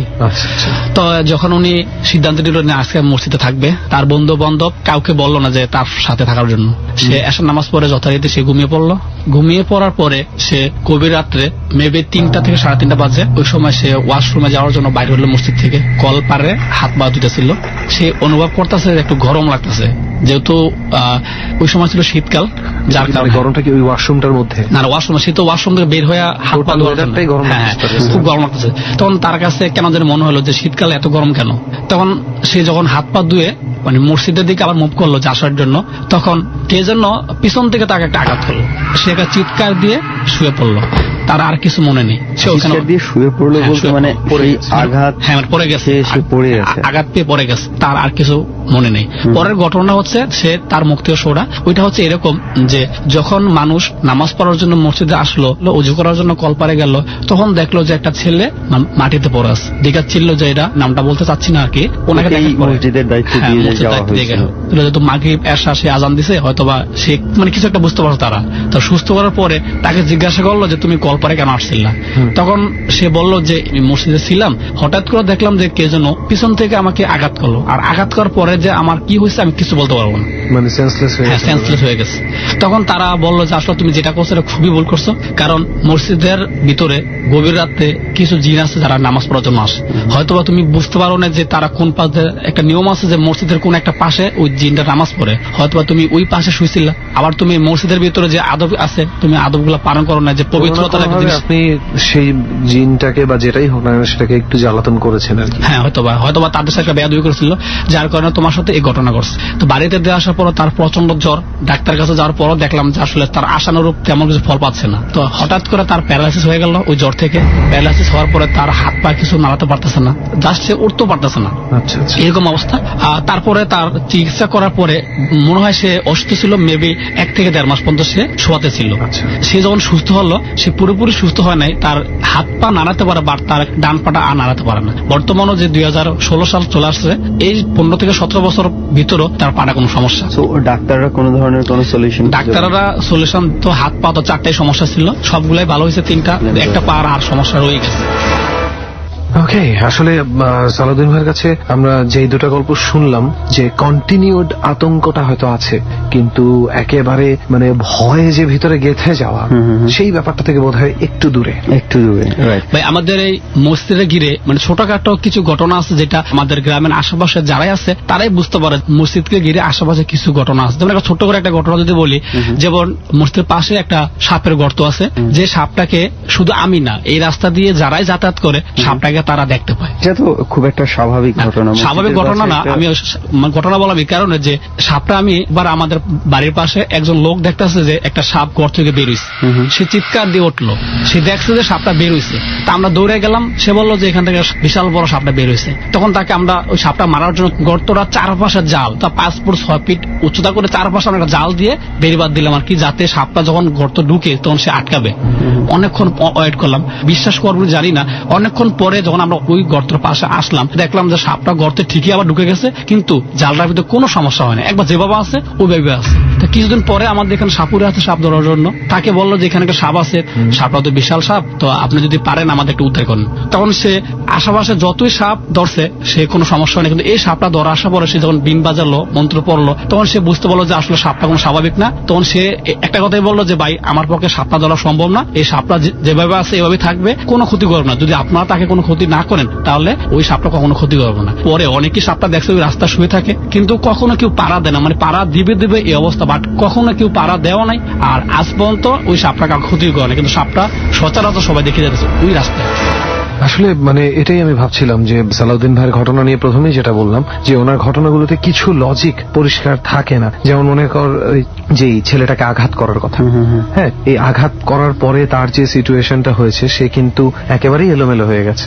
এখন তার থেকে আমরা যে স্টেটমেন্টটা পেয়েছি আমরা সেটার উপরে কতটুকু ভরসা করতে পারি। আরো একটা বিষয় হচ্ছে যে এই যে সাপের ঘটনাটা যেটা বলা হলো, আমি জানি না এটা কতটুকু ভৌতিকতার, আমি তেমন কিছু খুঁজে পাচ্ছি না, যদিও ওখানকার যারা আছে আপনার আশেপাশের লোকজন হয়তো বা এটাতে অন্যভাবে নিচ্ছে বিষয়টা। সাপ জাল ভেদ করে কিভাবে ঢুকেছে, মানে অনেক ফাঁকফোকর আছে থাকতে কোনো না কোনো ভাবে ঢুকতে পারে, যেটা কারো নজর এড়িয়ে গেছে, বা আপনাদের অজান্তে অন্য কোনো গর্তের থ্রুতেও ঢুকতে পারে। এখানে যে গর্তটা ছিল আশেপাশে কোনো গর্ত ছিল না, প্লাস যদি এরা স্বাভাবিক হতো তাহলে যে সাপুর আসার পরে অন্যান্য আশেপাশে অনেক সাপ ধরার পরেও সে এই সাপটা ধরতে অস্বীকার করছে। সে বলছে যে আমার পক্ষে সাপটা ধরা সম্ভব না। এটা থাকে সাপ ভেদে, কিছু একই প্রকৃতির সাপ, দুইটা সাপের মধ্যে দেখা গেছে কোনোটার হিংস্রতা একটু কম বেশি থাকে, রাইট? সো এখানে আর আপনি যেটা বলেছেন, একটা মজার ফ্যাক্টর মাথায় আসলো আমার দোস্ত, ওরা যে সাপটাকে ওখানে ঢুকতে দেখেনি, ওনারা কিভাবে জানে সাপ একই রকম দেখতে দুটো সাপ নয়? সেটাও হতে পারে। আরেকটা বিষয় হচ্ছে আপনি যেটা বলেছেন যে সাপুরে সেটা ধরতে মন্ত্র করেছে, বিন বাজিয়েছে। সায়েন্স যারা বিশ্বাস করে এটা টোটালি একটা বোগাস জিনিস। সাপ কখনো বিনের শব্দই শুনতে পায় না। সো এই বিন বাজানোটা না বাজানোটা সাপ ধরার সাথে কোনো সম্পর্ক নাই। এটা সাপ ধরাটা টোটালি হচ্ছে সাপুরের দক্ষতার ব্যাপার।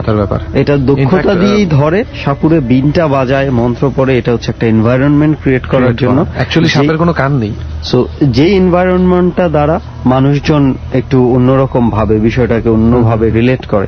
আর আমরা যতটুকু জানি, সায়েন্স যতটুকু বলে যে এটার সাথে বিন বাজানোর কোনো সম্পর্ক নেই, সেটাই থাকার কথাও না। তারপরেও সুপারন্যাচারাল অনেক ঘটনা ঘটে, যে কারণে আমরা এই ঘটনাগুলো ডরে। হয়তো আপনারা অনেকে শুনতে শুনতে ভাবছেন যে কি ব্যাপার, সুমন রেহান নিজেরাই গল্প শুনছে, নিজেরাই অ্যান্টিলজিক দিচ্ছে। এতটুকু বলতে পারি, সাপ নিয়ে অনেক ঘটনা আছে যেই ঘটনা ডরেই অনেকবার প্রচারিত হয়েছে। এমন কিছু বিষয় আছে যেগুলো শুনলে আসলেই গা কাটা দিয়ে উঠবে।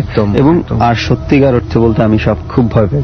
তবে আমি যেটা বলছিলাম একটু আগে, যে অনেকেই হয়তো ভাবে, এটা চিন্তা করে যে আমরা কেন গল্প শুনে, একটা এক্সপেরিয়েন্স শুনে সেটার পেছনে যুক্তিটাকে খণ্ডানোর চেষ্টা করি বা যুক্তিটা পার করার চেষ্টা করি। আর আমিও এই কারণেই বারবারই বলতে থাকি যে যুক্তি খণ্ডন করে তারপরে যদি আর কিছু যুক্তি না মিলে তখন না ভয়, সেটা তখন ডর, তার আগে কিন্তু সেটা ডর নয়। তো অনেক ধন্যবাদ ডরে এসে আপনার এই এক্সপিরিয়েন্স গুলো শেয়ার করার জন্য। আপনাদের ধন্যবাদ যে আমার জীবনে ঘটে যাওয়া কিছু অভিজ্ঞতা শেয়ার করতে দেওয়ার জন্য। ডর মানে ভয়। এক এক করে তো সবার ঘটনাই শোনা গেল। এবং আজকে আমাদের অতিথির সংখ্যা একটু কম ছিল। অতিথির সংখ্যা আসলে কম বলবো না, আমরা মোটামুটি প্রতি পর্বেই 3-4 জন করে গেস্ট আমরা পাচ্ছি। এবং যদিও সেই সংখ্যাটা আরো অনেক বেশি, কিন্তু হয়তো দেখা গেছে কোনো কোনো ক্ষেত্রে তাদের ঘটনাটা আপনারা হয়তো পছন্দ করবেন না বলে আমরা দিতে পারি। আপনারা পছন্দ করবেন না মানে আমরা অনেক বেছে বেছে অনেক কষ্ট করে গল্প নিয়ে আসার পরেও আপনাদের অনেকের কাছে অবিশ্বাস্য মনে হয়, হাস্যকর মনে হয়। এই ধরনের অনেক কমেন্টস, এই ধরনের অনেক মেসেজ আমরা পাই, আর সেই কারণেই আমাদের এত বাছাই।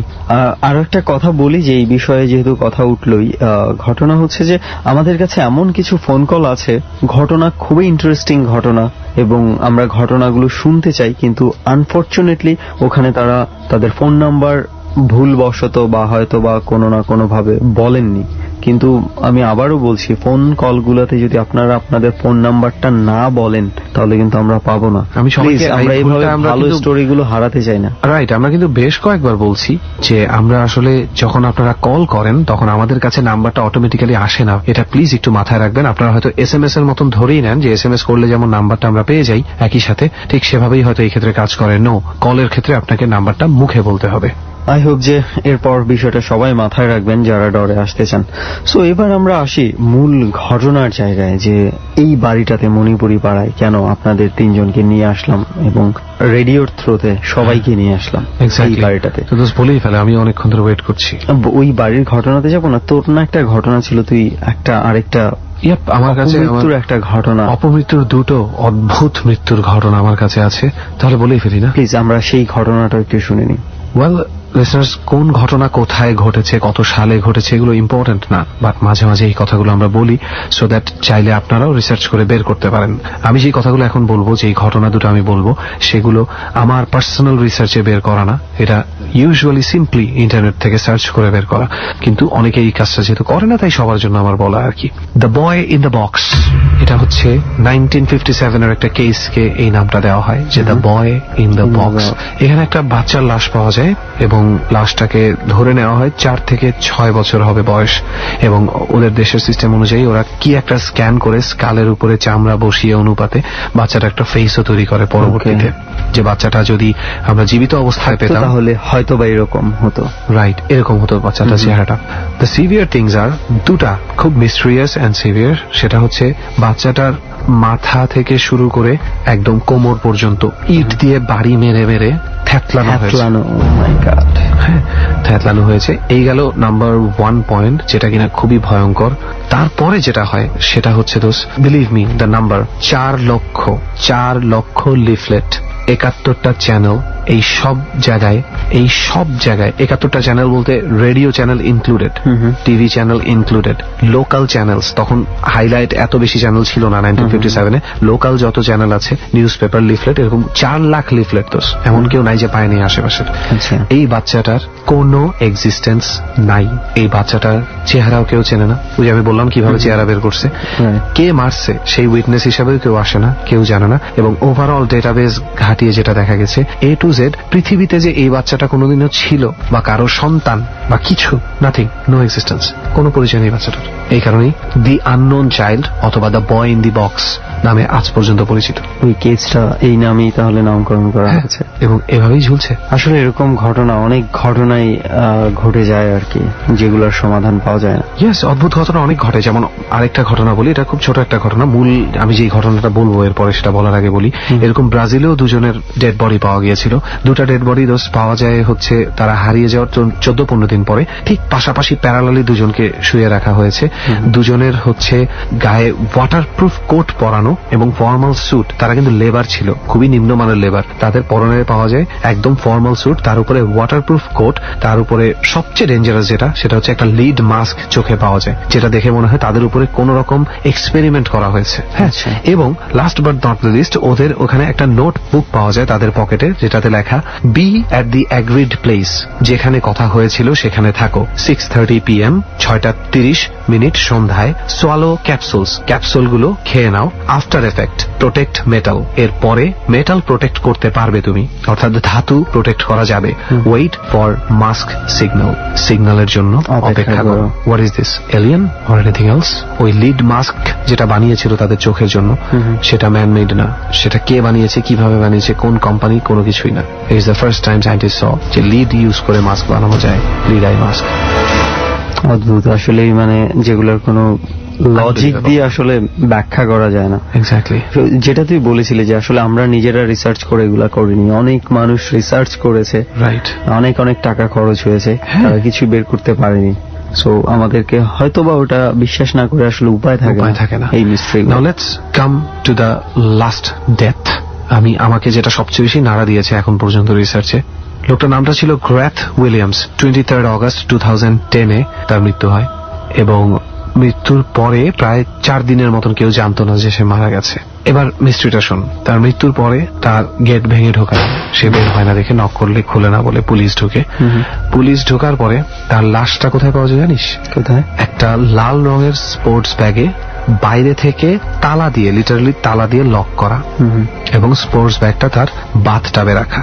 আচ্ছা, that was the condition. Very simple case. পুলিশের ধারণা কেউ মেরে তার ঘরেই তাকে বাথটাবে রেখে গেছে।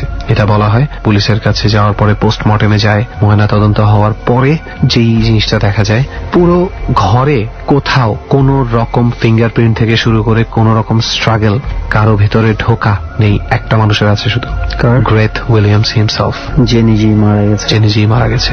এবং প্রত্যেকটা প্রমাণ এটাই বলে কাজটা গ্রেথ উইলিয়ামস নিজে করেছে। নিজে তো এটা করা সম্ভব না। এটা নিয়ে 18টা এক্সপেরিমেন্ট হয়েছে, 18 জন মানুষকে 18 ভাবে দায়িত্ব দেওয়া হয়েছে যে তুমি এই কাজটা করতে পারো কিনা দেখো। এখন পর্যন্ত কেউ পারেনি। কিন্তু এই কাজটা যে গ্রেথ উইলিয়ামস নিজে করেনি এটার কোনো প্রমাণ নেই। একমাত্র সব প্রমাণ বলে উনিই করেছে, কারণ পুরা ঘরে একটা মাত্র ডিএনএ স্যাম্পল। এই স্যাম্পলিং সহজে হয় না, এই স্যাম্পলিং অনেক বড় ক্রাইমের ক্ষেত্রে হয়, যে কে ক্রাইমটা করতে পারে। এবং এটা অনেকটা নির্ভুল একটা পন্থা, 100% নির্ভুল। এবং সেই নির্ভুল পন্থায় পুরো ঘরে একমাত্র তার নিজের ডিএনএ ছাড়া আর কোনো ডিএনএ পাওয়া যায়নি। তাহলে তুই বল, বাইরে থেকে গেট আটকানো, লকড, র্যাপিং করা তার লাশটা মোটামুটি সুন্দরভাবে বক্সটার মধ্যে, আমি বলি অনেক বড় গলফ ব্যাটের সাইজের যে ইয়াগুলো থাকে না, স্পোর্টস ব্যাগ, ওই স্পোর্টস ব্যাগে গোল করে পেঁচানো এবং বাইরে থেকে সুতা দিয়ে পেঁচিয়ে লক করা। দোষ ইন্টারনেটে ছবিও আছে, আমি ছবি দেখে এত ডিটেলসে বলতেছি। এবং কেউ জানে না কে করছে, লাশটা নিজেই। আসলে এই ক্ষেত্রে কি বলবেন আপনারা যারা শুনছেন? মানে এখানেও আপনারা লজিক দাঁড় করাতে পারেন, অবশ্যই এটা লজিক দাঁড় করান। দেখেন কোনো কিছু যদি আপনারা দাঁড় করাতে পারেন, প্লিজ এভাবে আমাদেরকে একটু রিপ্লাই দিলে আমরা খুশি। এবং প্লিজ রিপ্লাইটার সাথে সাথে আমেরিকান FBI কেও দিবেন, ওনারাও এটা খুঁজছে। সো এবার আসে আমরা আরেকটা মৃত্যুর ঘটনায়, যে মৃত্যুর ঘটনাটা আজকে আমাদেরকে এখানে টেনে নিয়ে এসছে এবং অনেক মানুষকে এখান থেকে দূরে সরিয়ে দিয়েছে। সো যেই বাড়িটাতে আমরা আছি এবার, তাহলে এই বাড়িটার ঘটনায় আসি। কি বলিস? এই বাড়িটা হচ্ছে মণিপুরি পাড়ার একটা বাড়ি এবং 4 তলা একটা বাড়ি। এখানে একটা ফ্যামিলি থাকতো এবং এটা প্রায় আজ থেকে 15 কিংবা 18 বছর আগের ঘটনা। আমরা যতটুকু জানতে পেরেছি যে এই বাড়িতে যে ফ্যামিলিটা থাকতো ওই ফ্যামিলিতে একটা মেয়ে ছিল এবং সে হচ্ছে সদ্য হয়তোবা কলেজে পড়তো কিংবা অনার্সে ভর্তি হয়েছে, এরকম একটা এজে ছিল আর কি। তো তার প্রেম ঘটিত বা এই ধরনের কোনো কিছু একটা অ্যাফেয়ার নিয়ে কোনো কিছু একটা প্রবলেম ছিল। আচ্ছা, সেটা হচ্ছে ফ্যামিলির সাথে বা কোনো না কোনো ভাবে একটা প্রবলেম ছিল। তো সেই প্রবলেমের কারণে সে এক পর্যায়ে সুইসাইড করে, এই বাড়িতেই সুইসাইড করে, ইনফ্যাক্ট এই রুমেই সুইসাইড করে। সো এই রুমে সুইসাইড করার পরে যেটা ঘটনা ঘটে, অ্যাজ ইউজুয়াল যে এইসব সুইসাইডাল ঘটনা নিয়ে একটু মানে থানা পুলিশ এগুলার তো একটা বিষয় থাকেই, তো অনেকেই করে কি এই বিষয়গুলোকে একটু চাপা দিয়ে দিতে চায়, বিশেষ করে ফ্যামিলির মানুষজন আর কি। তো তখনকার যারা মানে এখানকার এলাকার মানুষজন সব মিলে আর কি এটা মানে পুলিশকে মানে আমি ওই জিনিসটা আমরা ডিটেলস বের করতে পারিনি যে এটা নিয়ে আর খুব বেশি একটা ঘাটাঘাটি হয়নি। মেয়েটাকে খুব দ্রুতই কবর দিয়ে দেওয়া হয়।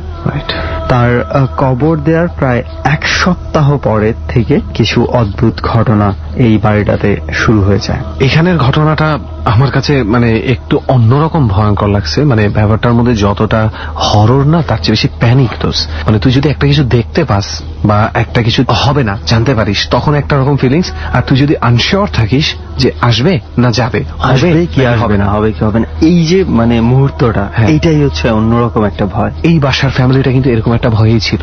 যার উপরে এফেক্টটা হয়েছিল সে জানি না এই ধরনের কিছু হচ্ছে, কারণ যার উপরে এফেক্ট হয়েছিল সে হচ্ছে 6 বছর বয়সের একটা বাচ্চা। এই বাসায় যে ফ্যামিলিটা থাকতো, বাবা মা এবং 6 বছর বয়সী একটা মেয়ে, তার জন্য তারা যেহেতু ব্যাকগ্রাউন্ড অফ দিস প্লেস জানতো না, মানে যেখানে সুইসাইডটা হয়েছে এই রুমটাকেই তারা ঠিক করে তাদের মেয়ের জন্য। সাধারণত ইংলিশ স্টাইলে যদি হয় তাহলে দেখা যায় যে ছেলেমেয়েরা এই বয়স থেকে একাই ঘুমায়, কিন্তু বাংলাদেশে এটা সচরাচর যদিও ধীরে ধীরে হচ্ছে বাট সচরাচর হয় না। এবং এই বাসায়ও তাই, এটা হয়নি। এখানে যেটা হতো সেটা হচ্ছে কাজের মেয়ে একজন, সে হচ্ছে সাথে ঘুমতো। ওনার বয়স খুব একটা বেশি না, 35 থেকে 40-র মধ্যে। এই বুয়াটাই প্রথম অবজার্ভ করে যেটা, মেয়েটি ঘুমের মধ্যে চিৎকার করে প্রচুর কথা বলে। তো এই ঘুমের মধ্যে কথোপকথন বুয়াটা ভয় পায়নি, কারণ এটা হচ্ছে অনেকেরই এরকম স্বভাব থাকে, বাট এত বাচ্চা বয়সে সচরাচর হয় না। এবং এই বুয়াটা তাদের সাথে গত 4-5 বছর ধরেই আছে। মানে মেয়েটাকে 2 বছর বয়স থেকে সে দেখে। বুয়াটা কিন্তু হঠাৎ লক্ষ্য করলো যে তার মধ্যে এমন একটা সিস্টেম ঢুকেছে যে ইদানিং সে রাত্রে ঘুমের মধ্যে হাসে, কাঁদে, কথা বলে এবং স্পেসিফিক একজন বান্ধবীর সাথে কথা বলে। তুই অবাক হয়ে যাবি সুমন, নামটা তোর পরিচিত। যে বান্ধবীর সাথে কথা বলে ঘুমের মধ্যে, মিতু, অর্থাৎ যেই মেয়েটা সুইসাইড করেছে এই রুমে তার সাথে তার কথোপকথন হয়। এবং সবচেয়ে ভয়ঙ্কর যে জিনিসটা এক্সপেরিয়েন্স করে সেই কাজের বুয়ার মুখ থেকে আমাদের শোনা। সরি, আমরা তাকে আনতে পারিনি, সে টোটালি আঞ্চলিক ভাষায় কথা বলে, আমরা নিজেরাই বুঝিনি অনেক কিছু। ওই মহিলা একদিন রাতে এরকম হঠাৎ করে তার মেয়েটির চিৎকারেই ঘুম ভাঙে। তখন মেয়েটা হাসাহাসি করছিল, কোনো কান্নাকাটি না, তেমন কিছু না। ঘুমের মধ্যে এই সেই কথা বলছে, খেলার কথা, মিতু তুমি এটা করো, মিতু তুমি সেটা করো, এই ধরনের কিছু। মহিলাটি যখন উঠলো সে কোনো নাড়াচাড়া করেনি ঘুম ভেঙে, জাস্ট চোখটা হালকা করে খুলে সে যেটা দেখেছে যে ঠিক বাচ্চা মেয়েটার পাশে আরেকজন শুয়ে আছে, এক মহিলা, এবং তার কপালে হাত বুলিয়ে দিচ্ছে। তাকিয়ে আছে বাচ্চাটার দিকে, নাকি কোথায় তাকিয়ে আছে সেটা শিওর না। যাকে সে দেখেছে তার চোখের কোনো মনি নেই। মানে বুয়ার দিকে তাকিয়ে আছে না বাচ্চার দিকে তাকিয়ে আছে সেটা বোঝা সম্ভব না। সো বুঝতেই পারছেন যে কিরকম ঘটনা এই বাসায় ঘটে গেছে। এবং সবচেয়ে বড় বিষয় হচ্ছে যে এই বাসায় এরপর থেকে ঘটনা এমন হয় যে কোনো ভাড়াটি এই 2-3 মাসের বেশি স্থায়ী হচ্ছে না। এবং আমরা এমন একটা সময় এসেছি যেখানে হচ্ছে মাত্র একটা ভাড়াটিয়ে বিদায় হয়েছে এই রুম থেকে। আপাতত ফ্ল্যাটটা খালি, হয়তো কিছুদিনের মধ্যে আরো একটা নতুন ভাড়াটিয়া উঠবে এবং হয়তোবা আবার কিছুদিনের মধ্যে চলেও যাবে, যেটা মানে স্বাভাবিকভাবে ঢাকা শহরের অনেক বাড়িতেই ঘটে থাকে। কিন্তু সেই যাওয়ার পেছনে এই ধরনের কারণ থাকে না, সেই যাওয়ার পেছনে আপনার অন্যান্য অনেক কারণ থাকে, বাড়িওয়ালার সাথে বনিবনা বা আপনার ফ্যাসিলিটিজের প্রবলেম, সবকিছু মিলে অন্যান্য কারণ, কিন্তু কখনোই এই ধরনের কারণ থাকে না। কিন্তু এই বাড়িটার ক্ষেত্রে হচ্ছে এই ধরনের কারণ। প্রত্যেকটা ফ্যামিলি যারা এখানে থেকেছে 1-2 মাসের বেশি থাকতে পারেনি এবং বিভিন্ন ধরনের ঘটনা তারা ফেস করেছে। That is the amazing thing. আমি জানি না, আমি বুয়ার কণ্ঠে যে কথাগুলো শুনেছি, উনি অনেক সিনিয়র একজন মানুষ। আমার কাছে কেন জানো দোস্ত, যখন শুনছিলাম তখন থেকে আমার মনে হচ্ছিল ইট ইজ ট্রুথ, এটা সত্য। অফকোর্স, মানে সে এইভাবে বানিয়ে বলতে পারবে না। হ্যাঁ, ওনার ওই এক্স্যাক্টলি, আমি না আসলে এটাই বলতে চাচ্ছিলাম না ভাবে যে একটা মিনিমাম শিক্ষাগত যোগ্যতা কিন্তু লাগে একটা ঘটনা বানিয়ে সুন্দর করে বলতে। রাইট, সেটা ওনার মধ্যে ছিল না কিন্তু, তাই না? তো যাই হোক, এই ঘটনাটার জন্যই আজকে এই বাড়িতে সবাইকে নিয়ে আসা এবং আপনাদেরকে এই ঘটনাটার কথা তুলে ধরা। আর আরেকটা বিষয় আমরা বলতে চাই, প্রায় শেষ দিকে চলে এসেছি, কিছুক্ষণের মধ্যেই আমাদের আজকের মতো ডট সমাপ্তি করতে হবে। তবে এই পর্ব নিয়ে, এই পর্বের কোনো ঘটনা নিয়ে আপনাদের যদি কোনো ধরনের কোনো কিছু মতামত থাকে, প্লিজ আপনারা আমাদেরকে SMS করতে পারেন। রাইট, আমাদেরকে SMS করতে হবে 2221 এই নম্বরে। ABC লিখবেন, স্পেস দিয়ে আপনার নাম লিখবেন, তারপরে স্পেস দিয়ে আপনার কনফিউশন গুলো বা যদি কোনো স্টোরি আপনি না বুঝে থাকেন বা আপনার কাছে অযৌক্তিক মনে হয়, সেই ক্ষেত্রে অবশ্যই পাঠাবেন। স্টোরি ভালো লেগেছে কি ভালো লাগেনি এটা আমাদের কনসার্ন না, কারণ অরিজিনাল স্টোরি ভালো লাগলেও অরিজিনাল স্টোরি, খারাপ লাগলেও original story. Right Suman? Right, এবং আমাদের গেস্টের জন্যই এই অনুষ্ঠান, তাদের উপরেই আমরা নির্ভর করব এবং আপনারাই হচ্ছেন এই অনুষ্ঠানের প্রাণ। এবং যারা ফেসবুকে এসে এই মতামতগুলো জানাতে চান, প্লিজ জানাতে পারেন। আমরা পরবর্তী এপিসোডে আপনাদের এখান থেকে যদি রিলেভেন্ট কোনো কমেন্টস থাকে, মতামত থাকে, আমরা সেগুলো নিয়ে আলোচনা করব। এবং ফেসবুকে এবিসি রেডিওর যে ফেসবুক পেজ রয়েছে সেখানে এসে আপনি আপনার মতামত জানাতে পারেন। রেহানের যে ফেসবুক পেজ রয়েছে সেখানে আসতে পারেন, অথবা আমার যে অর্থাৎ আর যে সুমনের যে ফেসবুক পেজ রয়েছে সেখানে এসে আপনি আপনার কমেন্টস গুলো জানাতে পারেন। অফকোর্স, এবং আপনাদের কমেন্টস জানানোর ক্ষেত্রে একটা ছোট্ট শর্ত দিয়ে দিই আপনাদেরকে। যাদের কাছে মনে হবে কোন স্টোরি বানোয়াট, তারা প্লিজ দুটা কাজ করবেন। বানোয়াট স্টোরি বলার সময় সাথে করে আপনার অরিজিনাল স্টোরি দিবেন, যাতে করে আমরা বুঝতে পারি যে আপনি অরিজিনাল ফেস করেছেন বলেই বানানো গল্প চেনেন। এটা নাম্বার 1। আর নাম্বার 2 হচ্ছে প্রত্যেকটা লজিক্যালি আমাদেরকে একটু লিখে দিবেন যে কেন, কোন জায়গা থেকে কিভাবে আপনার বানোয়াট মনে হয়েছে। ওকে, তাহলে আজকের মতো এতটুকুই। আজকের মতো আমরা বিদায় নিচ্ছি। আশা করি বাকি রাতটা সবার ডরে না কেটে বেশ ভালোভাবে কাটুক। আর নেক্সট ডেস্টিনেশন ডর মিস্ট্রি আপাতত থাকুক, দেখা যাক কোথায় নিয়ে যায় আমাদেরকে। ডর মানে ভয়।